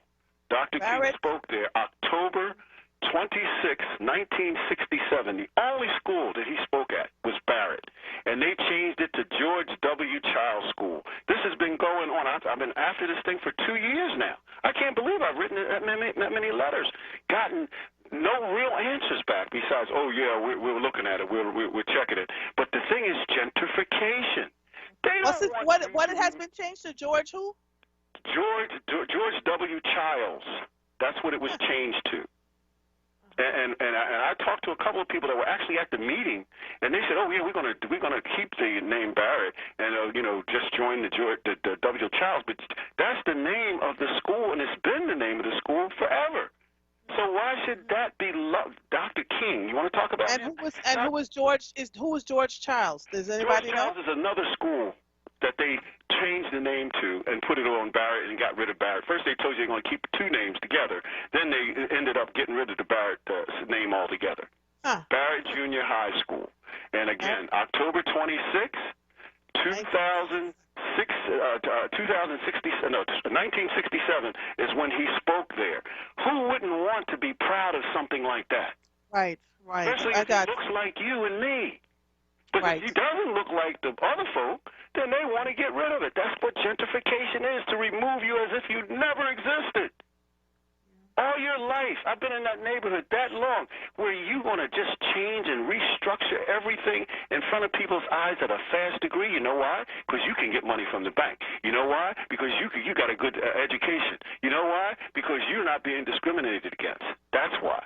And that's what America's all about. I'm pointing a finger at this country. We got to change things. It's going to take the immigrants and everybody else, but you cannot forget those who built this country for over 400 years for free. And damaged property. That's You're right. For free. And get damaged. You did it for free, but you're damaged property. Epigenetics spreads on, and it hasn't stopped yet. You're absolutely right. The trauma continues to pass on through all of us. So I passed that on to my mother. I'm going to get off the phone now. I done cried enough. All right, Woody. Take it easy. So good talking to you, man. All right, bye-bye. I think you better call Tyrone. How you doing, Tyrone? Hello, Mother Earth. How are you? Hi, Mother Earth is good. How are you, sir? Look, it is so good to hear Woody. And that historical moment that he talks about, you know, I made national news on all the channels. Because when Dr. Martin Luther King and Georgie Woods and all of them was getting in the car to put away, to pull away, I was running behind the car with my gang saying 22 22nd and South, and all the national news are saying the little black boy running behind the King car saying peace, peace. Oh, that was you? What? That was you? That was I. You know what? I can't out with you. What's going on today, sir? Well, and just quickly on that, I think that speech that he gave at the school, when I heard it, as a matter of fact, I believe it was Joey who played it on his program. Joey Temple. Where Dr. Martin Luther King was saying that, we got to stop just sitting back, laying back. We got to be about the business of doing something. And I, didn't know that Dr. Martin Luther King had made, that speech. You don't hear too much of it, but that's the speech every black man in America needs to hear and listen to and let it touch them to get them to move inside. But first of all, love you, Mother. Love my WURD family. Peace and blessings to all. Mother, can I just clear up something when I last talked to you about my grandson very quickly? Yes. What happened, excuse me, Reverend Take your time. Williams, he had the keeper of the culture at the church, and they had did a program, and my grandson had just, him and his mama had a fallout, so he, was coming to stay with me, and we went to the program, and after the program, the keeper of the culture was asking folks to sign up to become members, and he and I signed up, and I was really looking forward to that because he was such a character. I mean, he's very, very creative. And How old was he, Tyrone? Well, when he trained, he was 20, and the thing is, when I was so forward to looking to that because he always had something that made everybody just fall out. And I really wanted to be a part of the keepers of the culture with him doing some writing because I know there was going to be some good things that came out of that. So that's what I think really tore me apart because once we signed up with him, that was, let's say, that was the last week in February, the last week of February. And then 2 weeks later, we took all of our little nephews to go see the Black Panther, That was 2 years ago. Yes. And we took, right after we signed up, 2 weeks later, we took all of our little 10 of them. We had 10 of our little nephews, and, packed in the car with he and I, and we went to go see Black Panther. And I'm just saying, wow. Ooh, excuse me, Lord. Ooh. So that's what I guess really tore me apart because we was binding, and I was really thinking I was getting him into doing something that I thought was really going to benefit, this struggle that we are all in. But Tyrone, let me say this to you, Tyrone. Let me say this to you. You have been an instrument of love to so many young people. You have consistently called over here and given me this program and that program, and you've always loved on them. And so his legacy for me through you is that you are continuing to do the work despite the fact that he is no longer here, right? And so, it's hard. You broke us all up when you called into the show that day. I mean, that was the way we ended the show. We were all crying. Everybody was crying, right? And so we understood. Nobody wants to feel that kind of pain. And so you are moving forward 2 years later. You're consistently taking care of young people, getting them off the street. I hear you, consistently. You've not called in and said one thing other than, let's figure out how to stop the violence and the crime in the street. So your grandson is looking down on you. Trust me on this, okay? You're going to be okay. Oh, man, Mother love you. Yes. So, Mother, what I was calling about, because there was more for you. All right, Tyrone, you got to hold on because I got to take a break because Michael is going to shoot me. And then I got to give you 2 minutes, and then I got 3 more callers on the line waiting, okay? Okay. All right, hold on, sweetie. Say this in 30 seconds. 30 seconds, no problem. You want to do it now? Do it. 30 seconds. 30 seconds. Do it now? Yeah, 30 seconds. Go ahead. Okay, yes. I just want everyone to know that tomorrow is going to be a new day. I mean, we have went through 4 traumatic years of hate, and tomorrow is going to be a new day. Yes. And I just want to say to folks, hey, y'all, let's make the best of it, because I think it's a great opportunity for us if we use it. Thank you, Mother. Agreed. Love you, Tyrone. Take it easy, okay? All right. Bye-bye. All right. Bye-bye. I've got 3 more people, Tracy, Prince, Brownie. Let me take a quick break, and then I'll be right back. You are listening to The Source, 96.1 FM, 900 AM, streaming live on WURDradio.com. Follow us on all social media platforms at onWURD. 215-634-8065 is the number to call in. We will be right back after these messages. I'm Anthony McGlaughlin. Been denied insurance? Call 215-782-8574. Life insurance, age 0 to 85, no examination needed. Homeowners insurance, any home, any condition, same-day coverage. 215-782-8574. Auto insurance, we can have you covered in 15 minutes. Business insurance, call 24 hours a day, 215-782-8574. I'm Anthony McGlaughlin. When you need insurance, I can help. At Social Security, we are always thinking of ways to save you time and make things easier. That's why we created My Social Security. A My Social Security account allows you to access your earnings history and benefits information, request a replacement Social Security card, get a proof of income letter, estimate and apply for benefits, and more.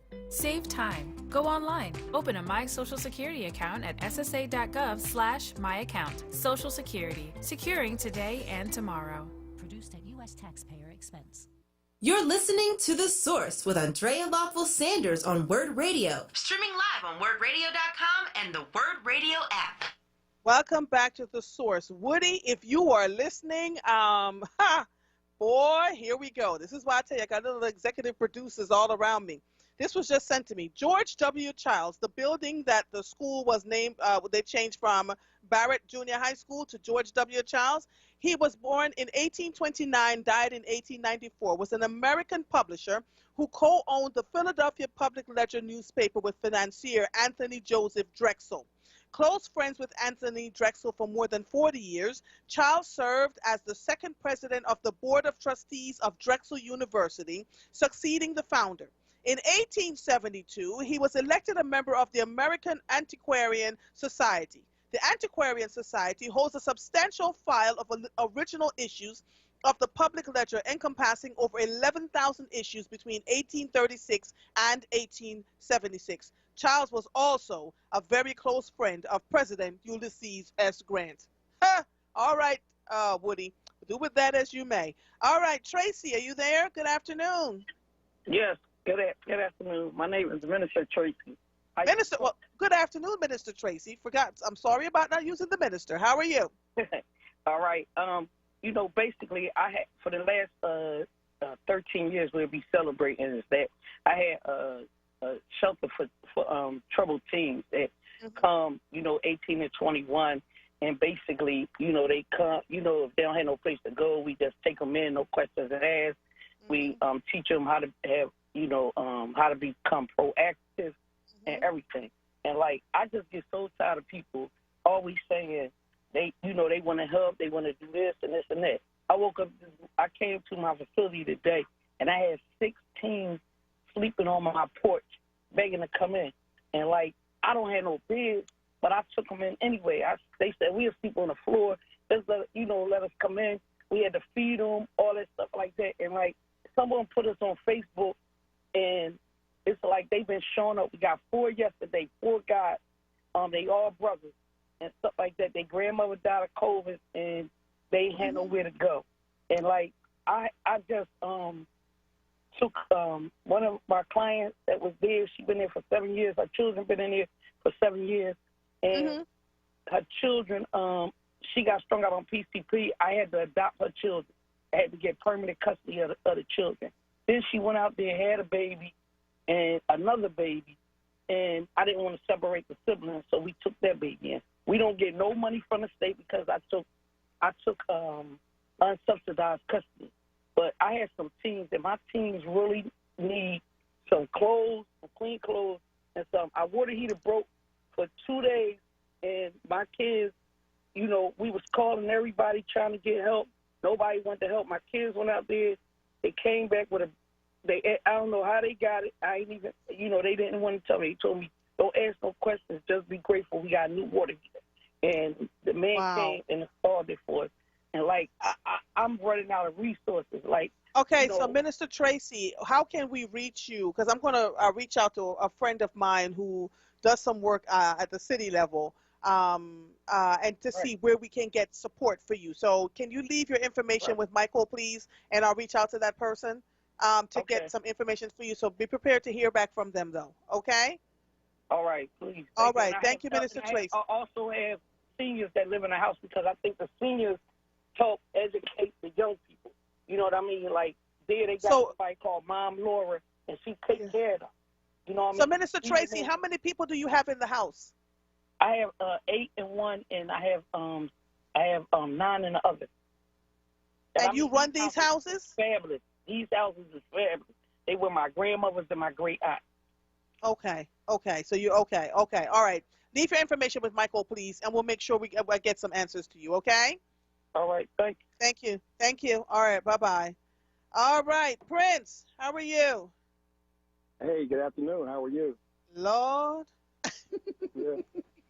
So if they manage to get the parts to the hot water heater, I got a couple plumbers, my guys, my employees that are installed. Oh, and this is what I love about you. You always have a diggity-dang solution. You can call me any damn time. Excuse me for cussing. But you always have a solution to people's issues, man. If everybody stepped up like you did, other than belly aching all the time, we could get so much done. Okay, so Michael is getting their information, so I'll get it to you so you can call them, okay? Yeah, it's going to be chilly. Everybody's seen it. Yes. It's going to be really cold the next 2 days. You know what I mean? And so, I mean, it's just, we got to get back to that we got to get back to that village mentality because I think it's unacceptable for any kids. I think it's unacceptable for any people, period, to be sleeping out on the street.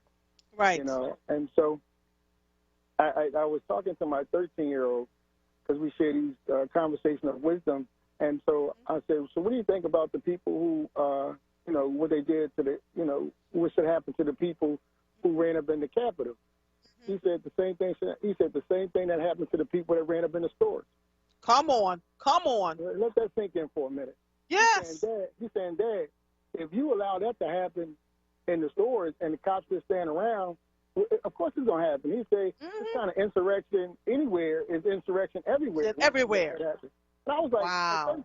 At 13, he's like, so we should not have let that happen. We should not have been watching people take stuff on the steps of the subway, you know, that belong to Home Depot or to the stores and stuff like that. And then you want to hold other people accountable, but come on now, you know. And so at 13, he said that. And so, I think I would like for you next Tuesday, so I want you to write this down. You know, you get what you inspect, not what you expect. And so I heard about the Martin Luther King situation, but do you know 10 years ago, that church, Reverend Wilder Church, put at least a bunch of deacons inside of those schools, paying good salaries for them to mentor those children. And so what is the operating budget of that school, and how is it in joint relationship with the church? Let me ask you this. Wait a minute. Let me share one even better with you. I was in that school some years ago, giving my time, and listen, I'm a Jamaican with several jobs, giving my time freely every single week, working with young people who was having all kinds, and they were so enjoying it. There was a male principal there at the time. When he left and the woman came in, I must have called, wrote, emailed 1,000 times. They never got back to me. Do you hear what I'm telling you? I was offering to mentor and work with those children at absolutely no cost. Let me take it a step further. Miss Veronica, when there was a stabbing in Martin Luther King School and there was a stabbing in Germantown, Miss Veronica Joyner from Parents United for Better Schools, who now owns Mathematics, Civics, and Science, she gave me a call and say, Prince, I need parents to go up in these schools, to walk the hallways.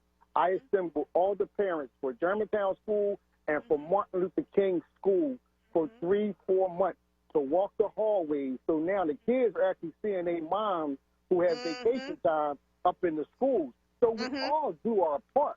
You see what I'm saying? Without pointing any fingers, without saying that the teachers, the parent-teachers union didn't want the parents in the classroom, didn't want them to be a participant. But the principal wanted that kind of system where that was interaction. There was no outside crime. There was no inside crime. And that worked. And Miss Veronica Joyner, she didn't call anybody else. She called on me, and I had delivered. And so all we looking for in this city, the cry is not for us to keep talking about the problems. The cry is for us to have some deliverables.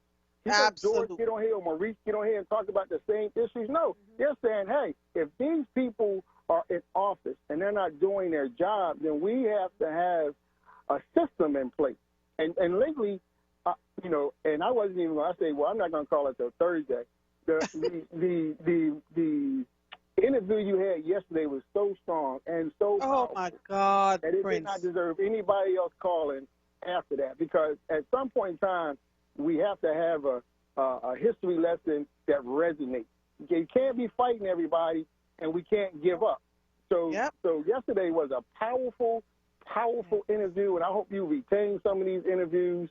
And then so they can play these interviews where they are programming, and opposed to the other stuff that they keep playing when they're programming. And so we thank you for that interview. I'm going to get off the phone. All right. We appreciate those interviews, so keep those interviews coming and have a tremendous day. I will. Hey, Prince, hang on, please, and talk to Michael. He has the information for Minister Tracy. So you can get the plumbers over there to work on the water heater. Okay? Yes, ma'am. Thank you so much. I appreciate it. Oh my Lord, this is what I love. This is what makes my heart sing. All that fussing and complaining. Let's figure out some solutions to help the people, shall we? And it don't take a whole lot. It really does not. So let's see. I had Woody, Tyrone, Minister Tracy's Prince, and Brownie Chester. Brownie, are you there? Yes, can you hear me? Yes, Brownie, hold on 1 second. Let me take a quick break so I don't have to interrupt you. And then we can go. Is that all right? All right, sir. No problem. All right. You are listening to The Source, 96.1 FM, 900 AM, streaming live on WURDradio.com. Follow us on all social media platforms at onWURD. 215-634-8065 is the number to call in. I am Andrea Lawful Sanders, and we will be right back after these messages. Are you tired of eating the same thing day after day? Is ordering takeout starting to get a little old? If so, then give Premium Nutrition Meals a try. With Premium Nutrition Meals, you get to select new entrees each week from several different menus, all chef-crafted, freshly prepared, and delivered right to your door. Just go to PremiumNutritionMeals.com to order to earn rewards today. WURD listeners receive $10 off orders of 6 meals or more. Enter code PREMIUMWURD at checkout. Lifting every voice till earth and heaven ring. This is WURD Radio, 96.1 FM and 900 AM WURD Philadelphia. Black Talk Media. You're listening to The Source with Andrea Lawful Sanders on WURD Radio. Streaming live on WURDradio.com and the WURD Radio app. Welcome back to The Source. I'm having a good time talking to the WURD listeners. Let me just give you this update before I talk to this next guest. The young child that I was talking about, the 1-year-old girl, she was found safely, so we can drop the Amber Alert for that. Breaking, the United States surpassed 400,000 COVID deaths. An update, 12 Army National Guard troops dropped from Capitol Security Mission, 2 for ties with right-wing militia. So lots of stuff going on out here. We just have to keep our eyes wide open, right? So, Mr. Brownie from Chester, Yes. how are you, sir? I am fine. Thank you for taking my call. You're welcome. What can I do for you? I have a quick thought, and it's been with me for a while. You know, the thing that would make my heart good tomorrow and seeing Joe Biden is that if I could see President Obama and his wife standing at the front of the White House to invite them into the White House. I don't know legally if it can be done, but that would make me shout. Yes. And it's possible because the other president is leaving without a backward glance, breaking all protocols. I would love to see President Obama and his wife greet President Joe Biden, and that would make my day. I'm telling you. Yes, that's a great thought. That is a great thought. Let's see what happens. Right? I'm hoping and praying. All right, sir. That's what you wanted to talk to me about today? Yes, thank you so much for taking my call. Oh, you are so welcome. Take it easy, okay? All right, bye-bye. All right, Friendly Fred from North Philadelphia. Hi, Friendly Fred. Oh, how you doing? I got a message for our children, the view. I just want to say we're a family. It's all about love, not dominating, but showing love and guidance for everyone else in the family and sharing happiness and togetherness and loveliness, forever, and peacefulness. And Mama used to say, take your time, young man. Don't you rush to get old, and all the things you ask, you will know someday. But you got to live in a patient way, and things you don't know, someday you will grow. And she told me little things like saying, hello and thank you, please. And all I want for you is understanding, just to communicate, is as easy as 1, 2, 3, ABC, the glorious freedom of the children of God, which are the family of God. Stay young at heart, God's design for the family. And I think about the good times, the things we used to do, and the places we used to go, and everything was so mellow, and it was so nice. And do you remember the true love that we shared? Now build the waste places and move forward. That's all I have to say. All right. Well, thank you for calling in. I fully appreciate your being on the line with me today, okay? Thank you. You're welcome. All right. Bye. Bye. Bye-bye. All right. Moving right along. We'll wait to see if anyone else calls in, but, Mr. Let me make sure I find Mr. Brownie from Chester made a point. This was written by the Washington Post. Let me see who wrote it. Mary Jordan wrote it yesterday at 7:09 p.m. She said, in her final days as First Lady, Melania Trump has largely stayed away from the West Wing. While her husband spends his time there in anger, though aides say his dark mood has lightened since he began planning a rousing military send-off for himself, she has shown no sign of any disappointment for how the president's era is ending. Instead, she has been busying herself with finding a new school for Barron in Florida and working on her own farewell video message to the country, which she released on Monday. Several people who have been in touch with Melania Trump said she is aware of the intense criticism both her and her husband have gotten since the deadly January 6th Capitol riot, but unlike her spouse, she appears completely unfazed. They said she would have been happy to attend President-elect Joe Biden's swearing-in ceremony, as every outgoing president and first lady have for the past 152 years. But rather than dwell on what could have been, she focuses on what she has control over, choreographing her own exit, trying to cement her legacy as a first lady who devoted much time to renovations of the White House and making plans to continue to her Be Best initiative. Every time I hear Be Best, I think of Mr. Man Frisbee and how he howled at that. Quietly, she has also been working with Chief Usher Timothy Harleth to facilitate the moving of the Bidens, which is a classy thing to do. Thank you, Melania Trump. Let me see what else I want to talk about. Let's see. Let me just move this over here. Sometimes this is so hard to, no thank you, no thank you. There you go. And of course, back to, this was written by CNN Politics. Melania Trump, again, the worst final popularity rating ever for a first lady belongs to Melania Trump. And, you know, he's talking about, much has been written about President Donald Trump, but she leaves the White House with the worst popularity rating for any first lady at the end of her term in polling history.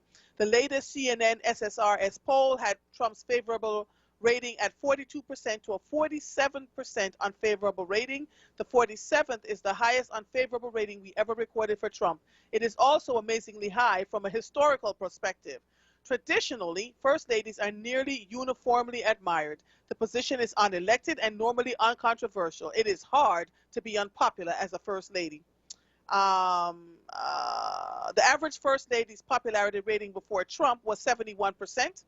And that means that now with the, I don't even want to go here. So she's unpopular. End of story. That's what they're trying to say, that she's unpopular. But, you know, it's not easy to be popular when you had a husband that caused so much stuff going on, over the last 4 years. This was written by the USA Today in Politics by David Jackson. It says, running on empty, Senate Republicans ponder barring Donald Trump from seeking office again. An impeachment trial of Donald Trump isn't about removing him from the presidency. His term ends tomorrow either way.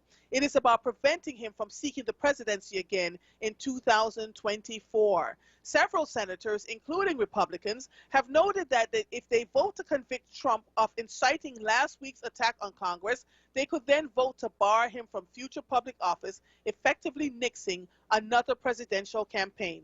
If the president is convicted, there will be a vote on barring him from running again, said Senator Charles Schumer, Democrat of New York, soon to be the new Senate Majority Leader. Senator Mitch McConnell, who has been on the news today, the chamber's top Republican, made clear he's considering conviction, opening the door to an effective ban on Trump within the Republican Party. So that's coming up. It'll be interesting to see them simultaneously run the country and take a look at what's happening here. Let me see. Someone wrote this. Let me see who wrote this. I just can make sure. Senator Josh Hawley betrayed Missouri and America. And so people are putting up billboards in Missouri. Senator Josh Hawley was the first senator to declare he would object to the certification of the Electoral College. Even after the terrorist attack he helped to cause at the Capitol, he still objected. And that's why people are crowdfunding to put up boards to get him out of office. It's interesting that that is even happening. Fox News is having a whole shakeup. A post-election shakeup brings more opinion at the expense of news.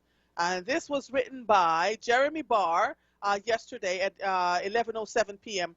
Regular viewers, and I got to tell you, my husband has said this to me time and again, don't just watch CNN and MSNBC and news that you agree with. He said, listen to Fox News. And every time he gets ready to go over to Fox, he says, okay, take a deep breath, swallow your tongue, and just listen to this. And so I would listen to what they're saying. It's really interesting. If you pay attention over there, then you will understand why people feel the way they do and why we have an insurrection and all the other stuff. Regular viewers of Fox TV News early evening hours might have been surprised to see that one of the news' highly opinionated morning hosts, Brian Kilmeade, holding forth Monday night with a broadside against the big tech crackdown on free speech. I saw that. He was talking about Twitter and Facebook and Lord. By Fox's 7 p.m. hour, Fox's 7 p.m. hour has been traditionally been reserved for news coverage, but in a shakeup that has raised concerns within its news division, the network last week announced it would bump veteran anchor Martha McCullum from that spot, part of a larger shift toward the conservative-leaning punditry programming that made Fox the most watched cable channel in 2020. Kilmeade is among the 6 opinionators who will get informal week-long tryouts to become the permanent host of the 7 p.m. hour, which is being called the Fox News Prime Time. Also getting a trim are business news anchor Maria Bartiromo and conservative Fox News contributors Katie Palvic, Rachel Campos Duffy, and former Congressman Trey Gowdy, as well as commentator Mark Stein, a favorite guest of Fox ratings champ Tucker Carlson. Wow. So they're doing quite a shakeup over there. Let's see what they're going to do with that, shall we? A Catholic priest speaks out about Trump's ugly behavior, and some parishioners walk out. On Sunday morning, this was written by a raw story by the Chicago Tribune, which was published this morning. On Sunday morning after the deadly riot at the United States Capitol, Father William Corcoran put on his black suit and clerical collar and stepped into St. Elizabeth Seton Church in the Chicago suburb of Orland Hills to celebrate the 7:30 a.m. Mass. When it was time for the homily, he stood in front of the celebrant's in front of the celebrant's chair on the altar and removed his mask so that he could be clearly heard. He looked out at the 140 or so masked parishioners who sat in the sanctuary, which was still ornamented for Christmas. He had a feeling this might not go well. At 5 p.m. Mass the day before, Lord. But he spoke up, though. My sisters are talking about this, too. At 5 p.m. Mass the day before, 9 people walked out as he delivered the remarks he prepared to say again now. He spoke without notes both times, but figures he came close to the version eventually published in the church bulletin, which began like this. On this feast of the baptism of the Lord, we drink in the last goodness and glories of the Christmas season and begin ordinary time on Monday. So far, so good. Then came the next sentence.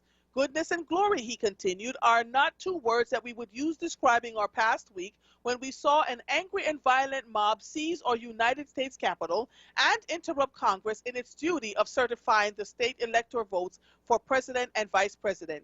Such an action has left many of us angry and hurt. Since then, we have entered a typical moment of finger-pointing, blame, and holding people responsible for what happened.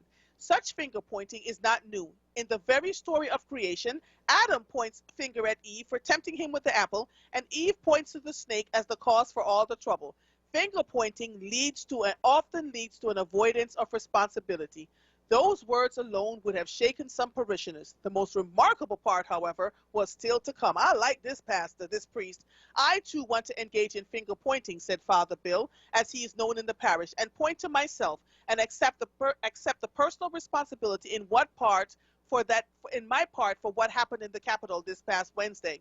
Cochran went on to name the many times he failed to speak out about Donald Trump's ugly behavior, like when the president talked about grabbing women, when he mocked a disabled reporter, when he dissed John McCain.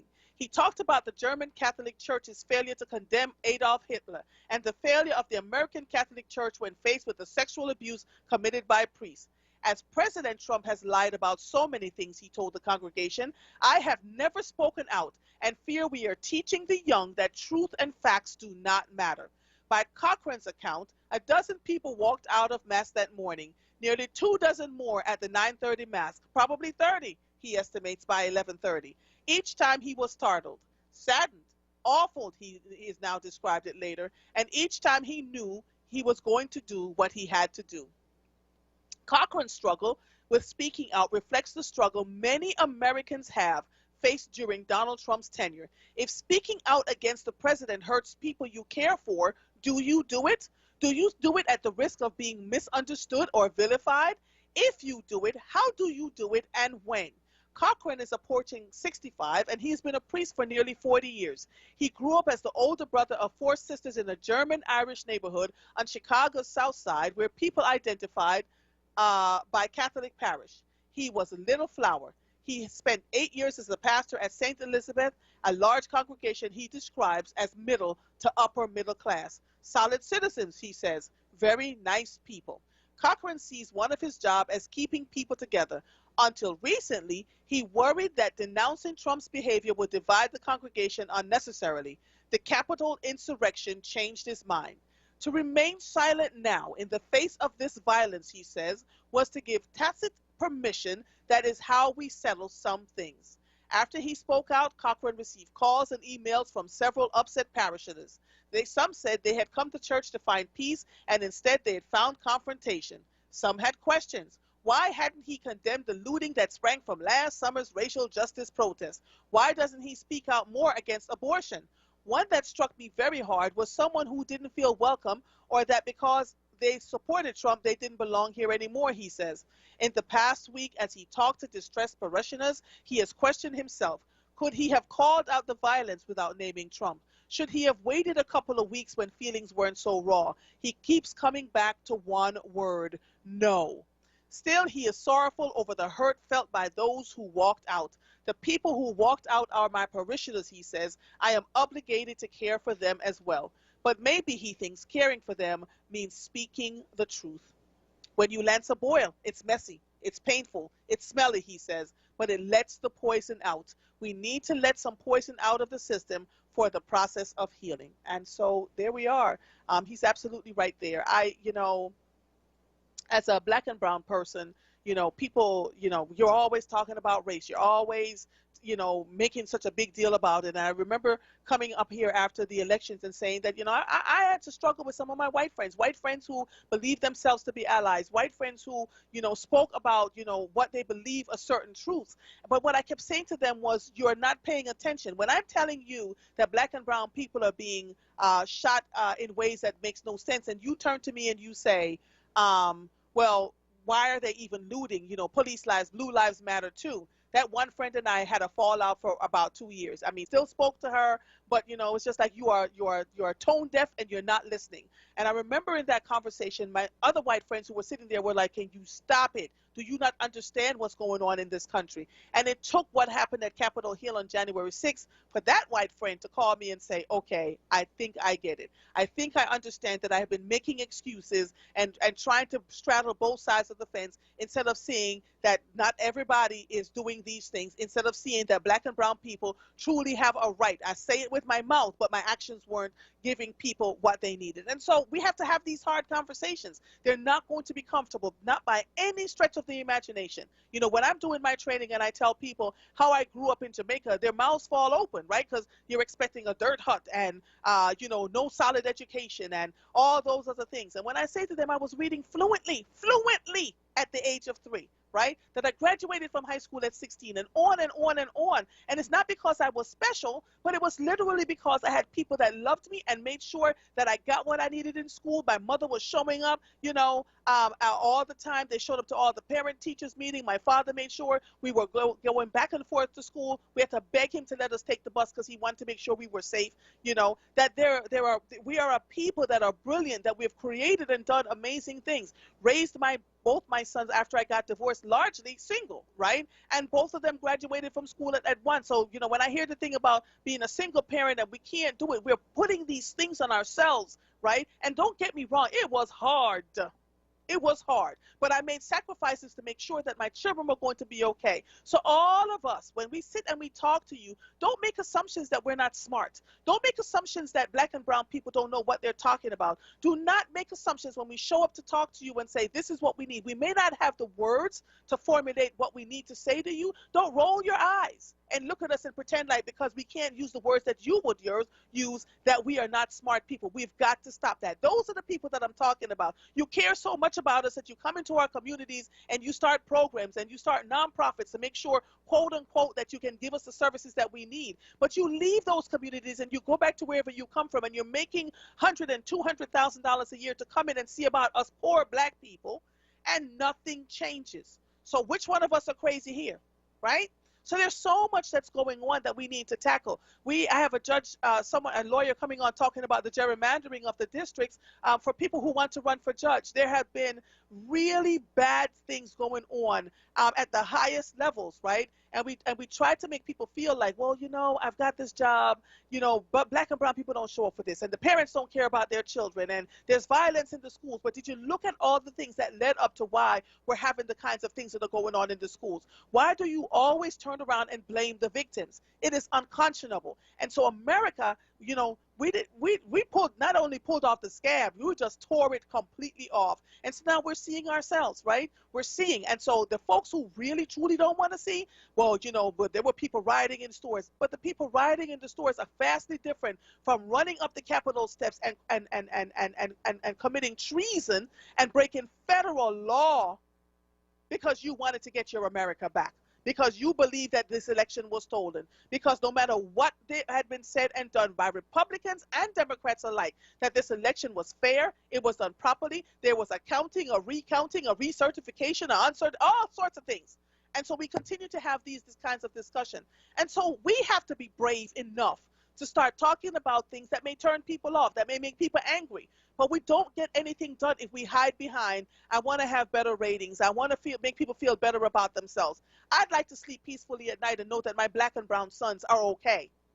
I'd like to be able to do that. I'd like to know that I sent my children to college, gave them a decent education, did what they were supposed to do, and know that their lives are not in danger just simply because of the color of their skin. I'd like to be able to do that. I'd love my very dear, docile, calm black husband who wouldn't harm a fly unless you mess with me, be able to go and do what he needs to do without being targeted, without being stopped by police officers. You know, he was stopped by one of his students one day going to teach at the college level. And when the student realized that it was his ex-teacher, and he says, "Why did you stop me?" He says, "You already know, Mr. Sanders. You know why I stopped you. I didn't have a reason to stop you. You were a black man driving your car," you know? And so that's it. So we have to start pulling off the scabs. We have to start talking about the fact that police departments we have some work to do. Stop pointing the fingers out. You all are pointing the fingers at Commissioner Outlaw, but quite frankly, all of the shenanigans was going on before Commissioner Outlaw get here. The shenanigans are going to go on long after Commissioner Outlaw leaves, right? And so what can we do to support what's going on, the work that she's doing? What can we do to help her as things are going on in the community? You know, I noticed that there's been on the news now that they've been showing this 25-year-old young man that lost his life. Now, a life lost is a life lost, and it's a horrible thing, and no parent should have to go through it. But let me explain this. When the news media shows this woman a whole week of this beautiful white face of this young white man that has lost his life, and how quickly they found, quote unquote, the murderer, right? But we have so many black and brown families that have lost their children, and we can't find where the murderers came from. Nobody is talking, and on and on and on. You see how slanted it looks for us? You see why it gets us to feeling a level of despair about what's going on with us in this country and beyond? It's a lot. And so we've got to be better about what we do, right? A 22-year-old white woman in Pennsylvania was arrested for taking a laptop out of Nancy Pelosi's office. You all are thinking it's older white folks and that they're poor. They go all the way up to the highest levels. And it's something black and brown folks have known for a while. It's now showing up. Okay, so David Leonard from the New York Times, I love him because, you know, he gives us a synopsis of what's going on. He said, "Good morning. News accounts of the Capitol attack, many based on videos taken by rioters, are offering new details. It is hard to think of another crime that the perpetrators documented so thoroughly and publicly. The people who participated in the Capitol attack on January 6th posted thousands of videos of it to Parler, a social network." I saw some of it, child. That's all people I knew. I said, woo. "Journalists and other witnesses have released dozens of their own videos too. Over the past several days, news organizations have been studying these videos and have begun releasing more details about what happened. The reconstruction work is very important because the attack was a signature moment in U.S. history. A mob, incited by the President of the United States of America, stormed the halls of Congress in an effort to prevent it from certifying the president's electoral defeat. During the attack, the mob killed a police officer and went looking for members of Congress. Below, my colleagues and I have summarized the key points from the latest news accounts, and we have provided links for people who want to go deeper." All right, y'all, hold on for a second. My throat is getting dry. Michael, I hope you're checking on me. I had the vaccine, so if I look like I'm keeling over, make sure you send a text to my husband. But I'm fine. I'm just joking. The mob came very close to lawmakers. At several points, rioters were within feet of members of Congress, separated by only a small group of police officers, a multimedia article in the Washington Post shows. Some rioters passed within 100 feet of Vice President Mike Pence, who was hiding with his family in an office near the Senate chamber. Many of the attackers openly discussed committing violence, and lawmakers feared for their lives. "Drag them out," one man yelled inside the Capitol, referring to lawmakers. Another group chanted, "Hang Mike Pence," as the mob closed in. Members of Congress hiding inside the House chamber called loved ones and told one another to remove their lapel pins so rioters could not identify them. Rioters abused the police. One man, carrying an American flag, profanely yelled at a line of Washington police officers that his 5-year-old son was more of a man than they were. Others beat, knocked over, and pushed past officers and threatened to kill one with his own gun. Lord have mercy, privilege on steroids. Police officers inside the Capitol were often outnumbered and chose not to use force. In the Post video, Eugene Goodman, facing down a large group by himself, lured the mob to chase after him away from the Senate chamber. Later, after senators had evacuated, a lone officer politely pleaded with rioters to leave the chamber. Any chance I could get you guys to leave the Senate wing? The officer asked in a video captured by the New Yorker's Luke Mogelson. Just want to let you guys know that this is like the sacredest place. Only after the arrival of more backup, some from the D.C. National Guard, did officers end the riot. Some rioters may have been collecting information. The New Yorker video shows a group of men rifling through Senate desks and snapping photos. One says he is looking for something to use against these scumbags. The FBI is also investigating whether a Pennsylvania woman, and they arrested her. She turned herself in to the police yesterday. The mob felt empowered by Republican leaders. As rioters pushed their way down the hallway, one shouted at a police officer, "We are listening to your boss, Trump." And as a few men looked through documents on the Senate floor, one referring to Senator Cruz said, "I think Cruz would want us to do this, so I think we're good." I'm going to take a quick break and come back and talk about the rest of this before we get our next guest on the line. Good afternoon, Leslie Young. I see you. Joey Dixon, hello. Good to see you. Michelle, Tuluk, Neil, thank you all. I see you all on here on social media. Rosalind, all of you. Mabel Wellborn, Michelle Pugh, love you all. Haley Stephen Alston and Malcolm White. You've all been so good in all of this. Hold on one second. You are listening to The Source, 96.1 FM, 900 AM, streaming live on WURDradio.com. Follow us on all social media platforms at onWURD. 215-634-8065 is the number to call in. We will be right back after these messages. Hey, Word family. Our friends at Amoroso's Baking Company are hiring right now. Amoroso's has been baking the delicious bread in our community for over 100 years, and they want you to join their team today. The old and the young love Amoroso's, and they are hiring right now. Check it out. They offer fair pay and provide health, dental, and prescription plans after 90 days employment. Call 856-754-0355 or visit amorososbaking.com for details. You're listening to The Source with Andrea Lawful Sanders on WURD Radio. Streaming live on WURDradio.com and the WURD Radio app. Welcome back to The Source. If you're just joining us, I have been reading the synopsis of news media folks about what they believed happened as they're collecting more evidence from the New York Times. They said, let me just give you the brief synopsis. Rioters abused police. Police inside the Capitol were often outnumbered and chose not to use force.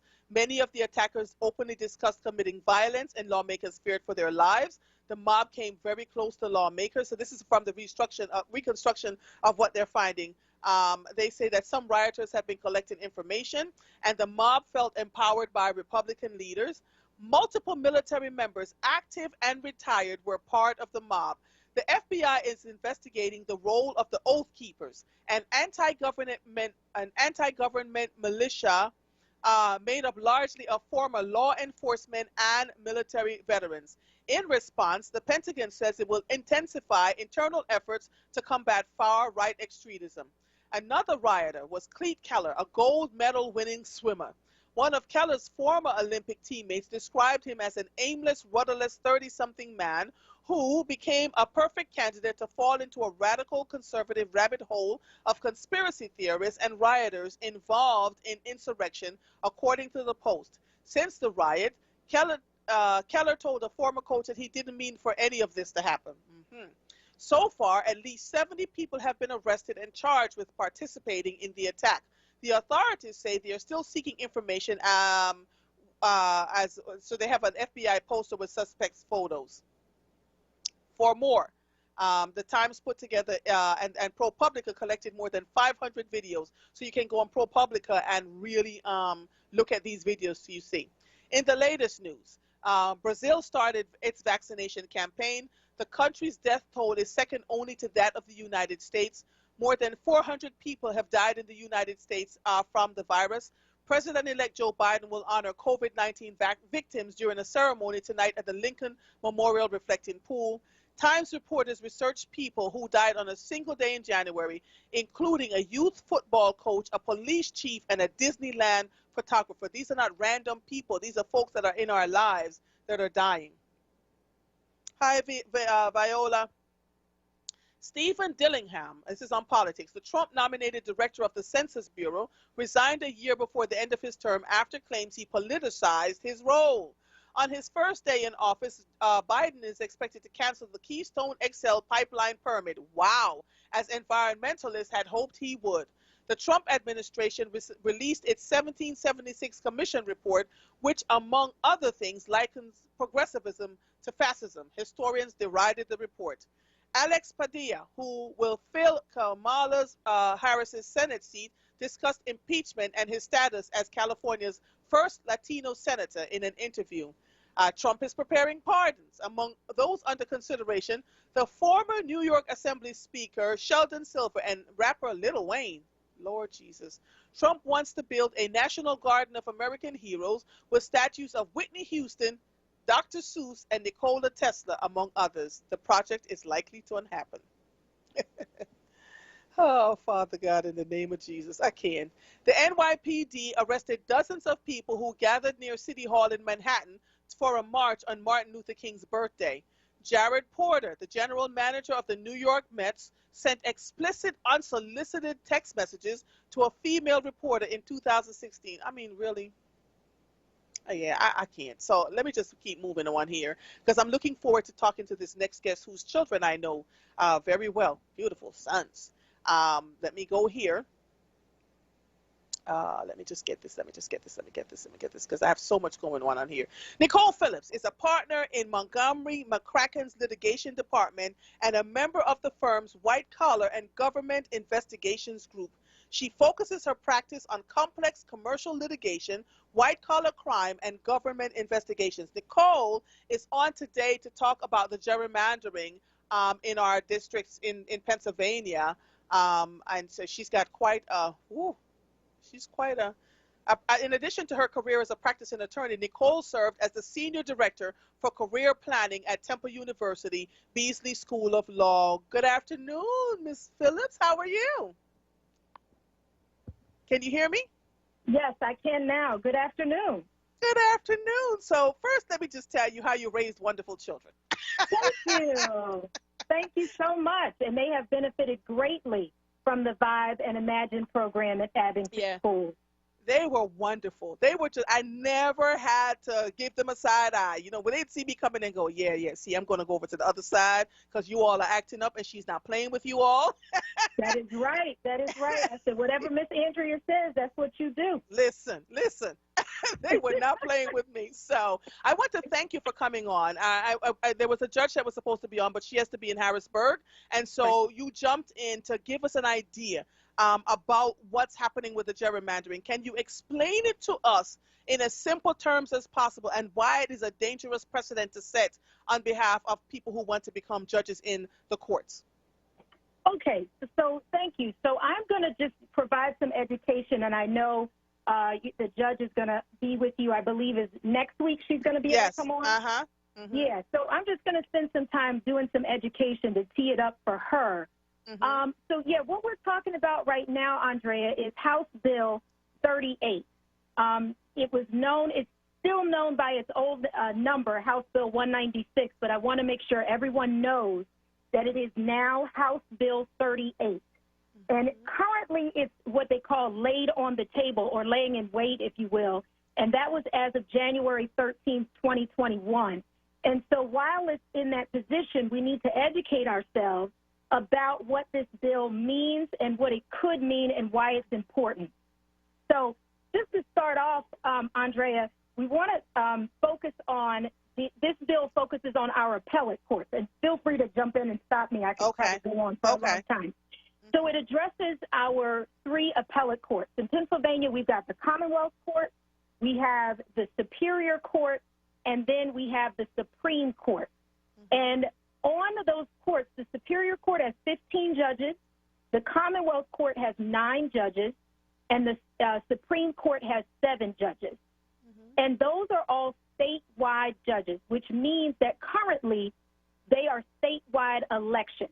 So no matter where the judge comes from, we all vote on that judge. And so we currently have candidates who are going to be up for seats on each of those courts in this year. okay?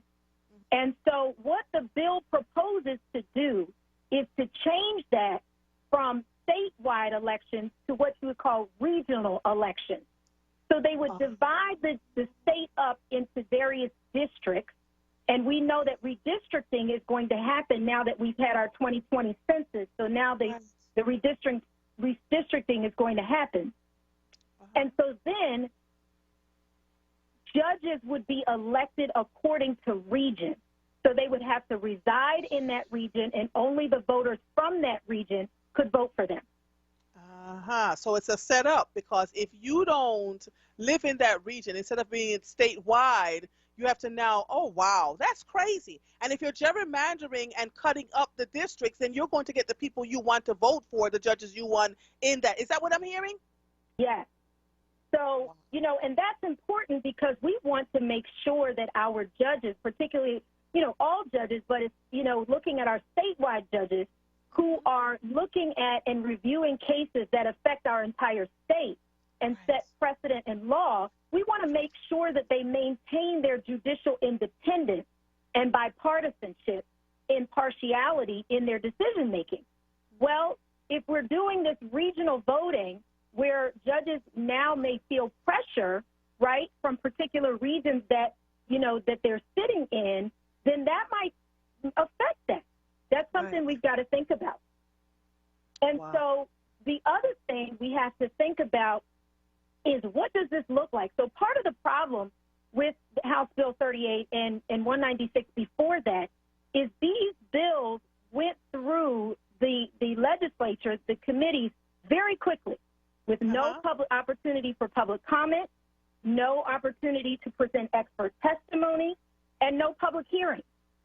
And what we're understanding is there's actually opposition on both sides, but that's not being heard. It's in these committees. It's being voted on very quickly, and so those pieces are not, those voices are not being heard. And so what's happening is it's being pushed through to get it on the ballot for our May primary. But we've got to educate, right. So what happens is, if it gets on the May primary ballot and the yes, it's voted yes, then it goes through one more cycle of the legislature, gets back on the ballot for next cycle, and it's approved, or we vote yes on it in the second go-round, then it's approved, and the governor has no veto power over this. That's the other thing we need to know. Okay. Okay. So then our goal and our role then as media people is to make sure that people understand that this is not something they want to vote for, right?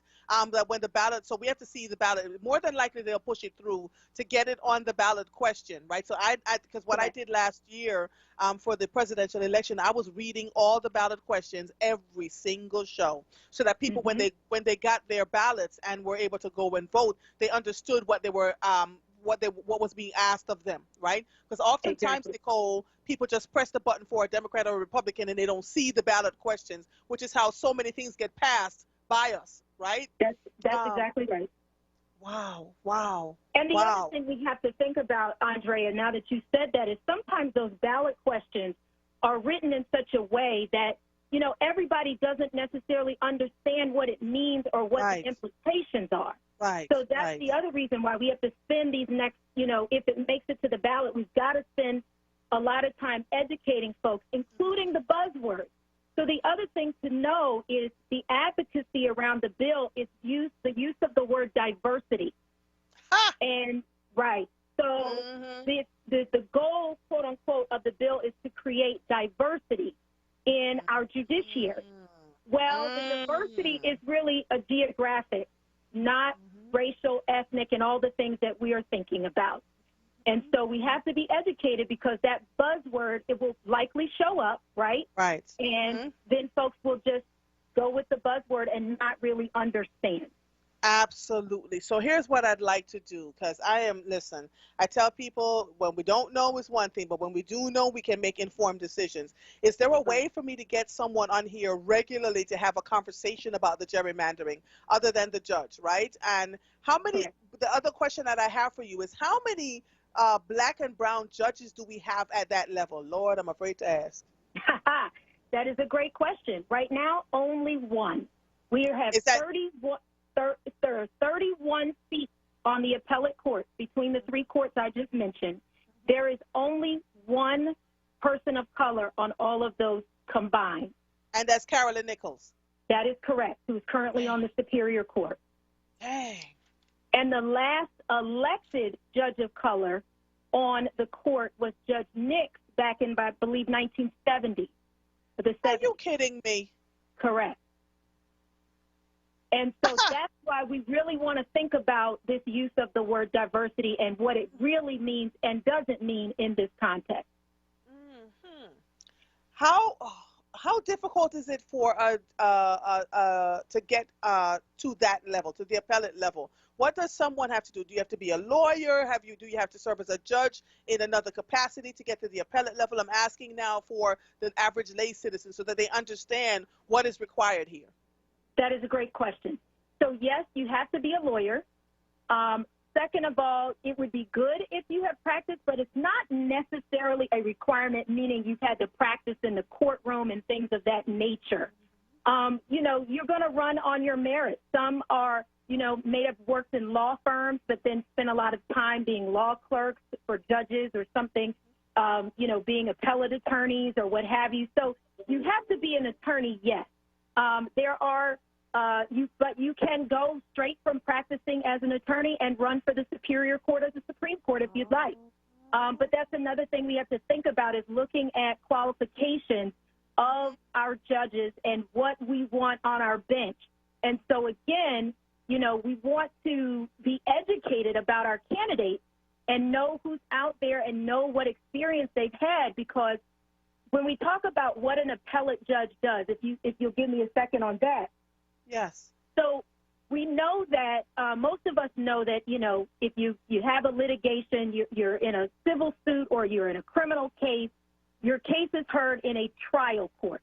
And in Pennsylvania, our trial courts, our jury trials are heard in the courts of common pleas. Mm-hmm. Now, if we have smaller cases that may be bench trials and are a smaller level, and I won't get too into the weeds on that, we have municipal courts in Philadelphia, and we have magisterial district courts. They've got summaries, traffic offenses, small-time cases, things of that nature. But your major cases that, you know, where a jury might be involved or a major dispute are heard in our courts of common pleas. Mm-hmm. Those are our trial judges that determine, you know, guilt or not guilty. They decide for a plaintiff or a defendant in a civil case or in something in a family case.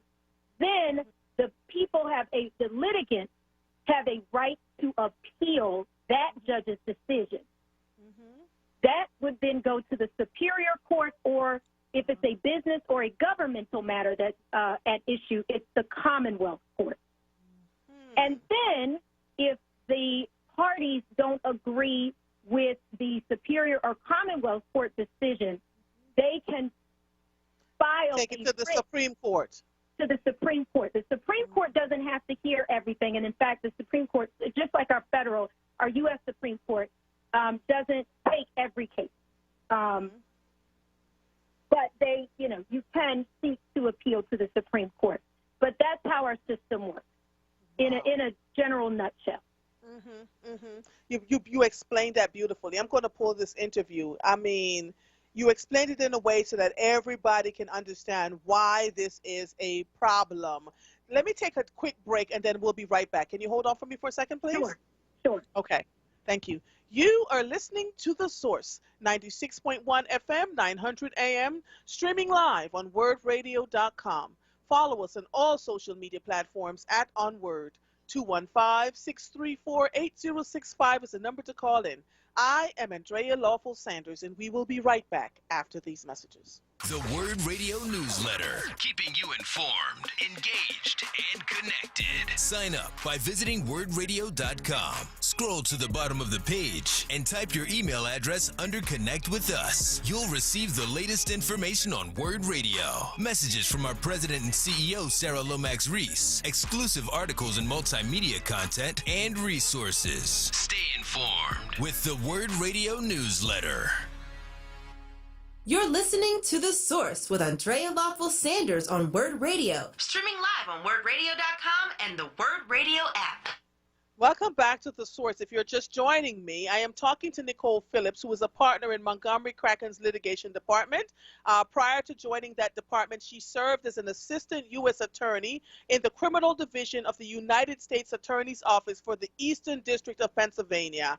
As a AUSA in the narcotics unit, she prosecuted individuals for federal drug trafficking offenses, public corruption, tax and bank fraud conspiracies, and the Hobbs Act robbery. So, you've done quite a bit, Nicole. I want to thank you for explaining. She's on today to talk to us about the potential gerrymandering of the courts and why it is a dangerous thing, and the kind of language that the GOP is using to get people to vote for it. They're trying to push it through to make it a ballot question in May, so that we're being asked if this is a good thing. They want to cut up the courts, and instead of making it a statewide thing, make it a regional thing, so that the appellate judges are voted for by the regions that they're in, and you have to live in that region to become an appellate court. So I can only imagine what that would look like horrifically. I did see that Governor Wolf spoke up about it, and he is fit to be tied, to put it nicely, about this, because he knows he will not have veto power should this pass and become law. So, Nicole, I want to thank you again for being here. You gave us such a good description of what this means. Now, if we only have one black person on the appellate court between the 30 however many judges, right? And that's Carolyn Nichols. What does that mean for anyone who is black or brown wanting to run? Let me stop there. How difficult is it to run to become a judge? What is required? And what do you need as a black and brown person? Right. So at the appellate level, you can imagine there's 67 counties in Pennsylvania. And if you want to obtain a seat, a statewide seat such as our appellate court, you have to touch those counties. You have to get out there. You have to reach people. You have to meet with people. Now, in this current election cycle where we're in the midst of COVID, a lot of that's happening via Zoom, right? But in many instances, outside of that, you have to travel to all these places to get out and let people know who you are. And then that takes money. That takes travel. You've got to get your name out there. You've got to, in the statewide races, they do a lot more of the media and all of that. It's expensive. And so, it takes a lot. And then, if you're from Philadelphia and you're going way out to Erie County and you have to, talk to those folks about who you are and what you're interested in and how, how you're going to uphold the law of these statewide issues and cases. And so it's a journey. It's a huge undertaking, but we don't want to put ourselves in a position where we are limiting individual possibilities of being able to get to these statewide seats. For instance, if, let's say, Philadelphia becomes one of the districts, right, then we only ever get one judge out of Philadelphia on one of these appellate courts, right? Yes. And same with, let's say Pittsburgh. It's the same thing. So there's a lot less opportunity for judges to make it onto statewide appellate courts under the proposed legislation or amendment, if you will. Wow. So on average, so that people understand what is required, not just emotionally, what would one need to raise to run for an office like this? I had to ask. That's a great question. That might be a better question for your judge next week, Judge Nichols. Okay. But it's hundreds of thousands of dollars. It's hundreds of thousands of dollars. I can say that for sure. Wow. And then on the local levels, what is required for you all to run for judge? So you are a partner now. Let's say you decide that you want to run to be a judge. What would be required of you, and what would that cost? Is that still in the same hundreds of thousands of dollars? So to run at the local level, it's not hundreds, but it may be close to 100 or around 100 or more. Okay. People have made significant sacrifices to run for the courts of common pleas and our other courts, municipal courts in our county. You know, at that level, you are getting your name out. Your voter base is your county, right, that you're representing. So if you're in Philadelphia County, you want to make sure you are everywhere in Philadelphia so everyone knows who you are. If you're in Montgomery County, Bucks County, it's the same thing. So you want to get out and meet your committee people. You want to get out and meet the potential voters and talk to them about who you are, your experience, and what your interest is in running on for that particular court. And so, again, it's still a very, significant undertaking, even when you're working for, a county-wide seat. One more question. If you are running for a judgeship somewhere, anywhere, and there are more than one or two people running for the same seat, how are they chosen? How is it chosen? Who gets to get the mantle to run for that election? Or can anybody just run and then may the best man win at the May primaries? Yeah, so it's it depends on kind of where you are. Philadelphia County has a process, and other counties have particular process regarding the party's endorsement. Pennsylvania is one of the few states left that still elects its judges, and particularly that elects judges in partisan elections. So we in Pennsylvania run in partisan elections. So, whatever party that you're running, whatever ticket you're running on, you're going to want to get that base of support from the party, and you hopefully want to get your party's endorsement in that. Philadelphia in particular usually has a lot of candidates. I know many candidates are coming out now and announcing their interest in running. And I believe there are about 9 or so seats. Don't quote me on that. But a number of people are going to be in that race. So, one of the things I'd like to just, say about that, Andrea, is no matter what county you're in, whether it's Philadelphia, Bucks, Montgomery, that you live in, you want to educate yourself about your judicial candidates. Yes. You want to know, judges, your case may not ever get to the Pennsylvania Supreme Court and certainly not the United States Supreme Court.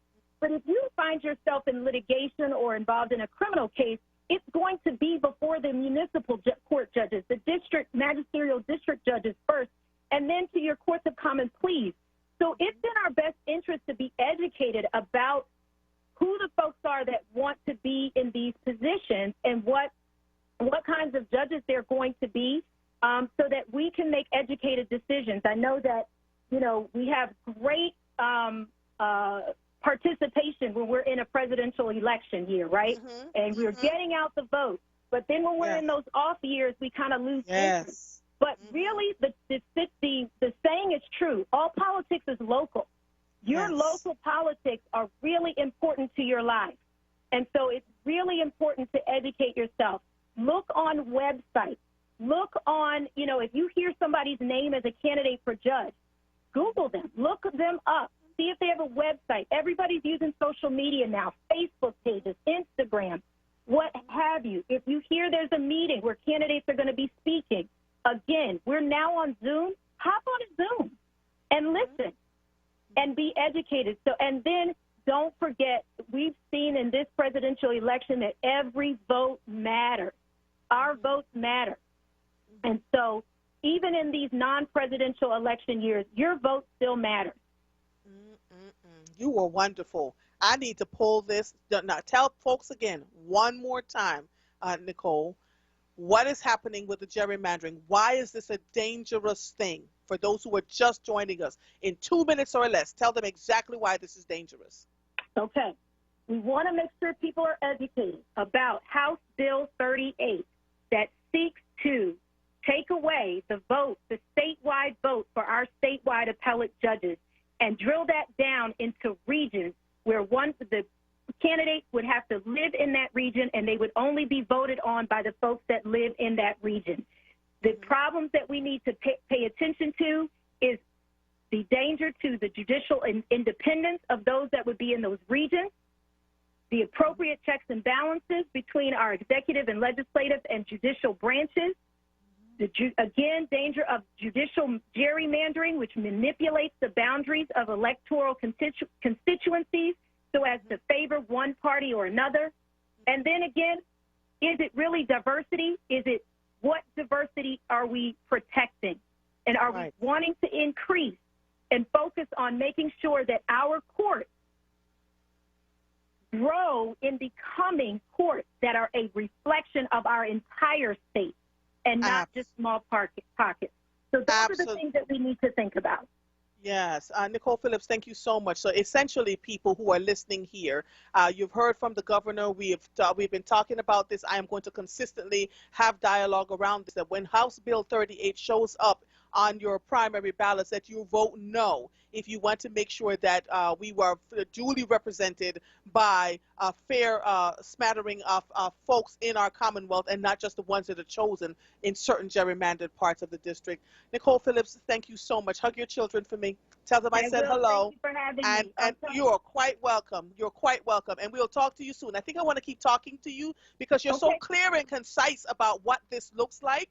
And people are really responding to you. So thank you so much and enjoy the rest of your afternoon. All right. You too. Bye-bye. Bye-bye. Bye-bye. Child, listen. I'm telling you, that was Nicole Phillips, who is a partner in the Montgomery McCracken's litigation department and a member of the firm's white collar and government investigations group. She came on in lieu of Judge Carolyn Nichols, who was going to talk to us about the gerrymandering, the possible gerrymandering of the courts system that's being pushed through by the GOP. They got this House Bill 38. They pushed it through so quickly because they wanted to create the language, and they have to put it on the May primaries. If it gets passed in the May primaries, they have to push it through one more election cycle. And if it becomes law, then guess what? The governor has no veto power over it, which means then, as if you think we are having a hard time with the court system and who the people are on the courts today, it's going to be a problem. So we want a fair representation of jurists that are running for courts. The only for judges. The other thing that she said was investigate the people who are running. I could not agree with her more. Google them, look them up, see what their platforms are and what their history is. I know some folks running for judges that I wouldn't vote for if my life depended upon it. They're nasty, they're subversive, and they think now that running for judge that, well, I'm running for judge and I'm a lawyer and it's my turn. No, that's not the way it works in these Wakandan streets. What is your platform? What is your history? What have you done for the people? Are your clients complain? Did your clients complain horribly about you as a lawyer? Do you need to be a jurist? I mean, all those things. So I'm grateful. I'm so grateful that she was able to jump in at the last second. Thank you to Mary Lou Watson for pulling her out the hat for me, because this is not the first. This is the first conversation, but it will not be the last one we have from now until May, so we can get people to understand the importance of not voting for House Bill 38, no matter the language is that they're using to get black folks to say, oh, it says diversity and inclusion, and nope, nope, nope. Read between the lines. That's what's happening there. So this is how we're going to end the show today. It was another good information-filled show. I want to thank you all for being a part of the conversation. I will not be on the air on Thursday. I am having my first Police Advisory Commission meeting at the state level with Governor Wolf, and so I have to be there. So it doesn't mean that I don't love you. I believe Tiffany Bacon is going to be in for my spot. Thank you, Tiffany, so much. Y'all don't give her a hard time. Love on the sister because she is really good at what she does and have been doing this for a very long time. Michael, I appreciate you on the ones and the twos. I promise when I come back on the air on Monday that I will talk to you about any responses or side effects that I may or may not have from the Moderna vaccine, which I took today with my husband at 10 o'clock this morning with the Black Doctors COVID-19 Consortium. Happy Inauguration Day. You all do with that as you must, but please understand tomorrow is just a day and that we have work to do and all the things that needs to be undone to create equality on behalf of the people that we serve is going to take more than a day, more than a month, more than a year. It took years to get us to this place. It's going to take us years to undo the foolishness that has been going on around us. I am Andrea Lawful Sanders. Coming up next is Evening Words by Nick Taliaferro. I'll see you when I see you. Goodbye.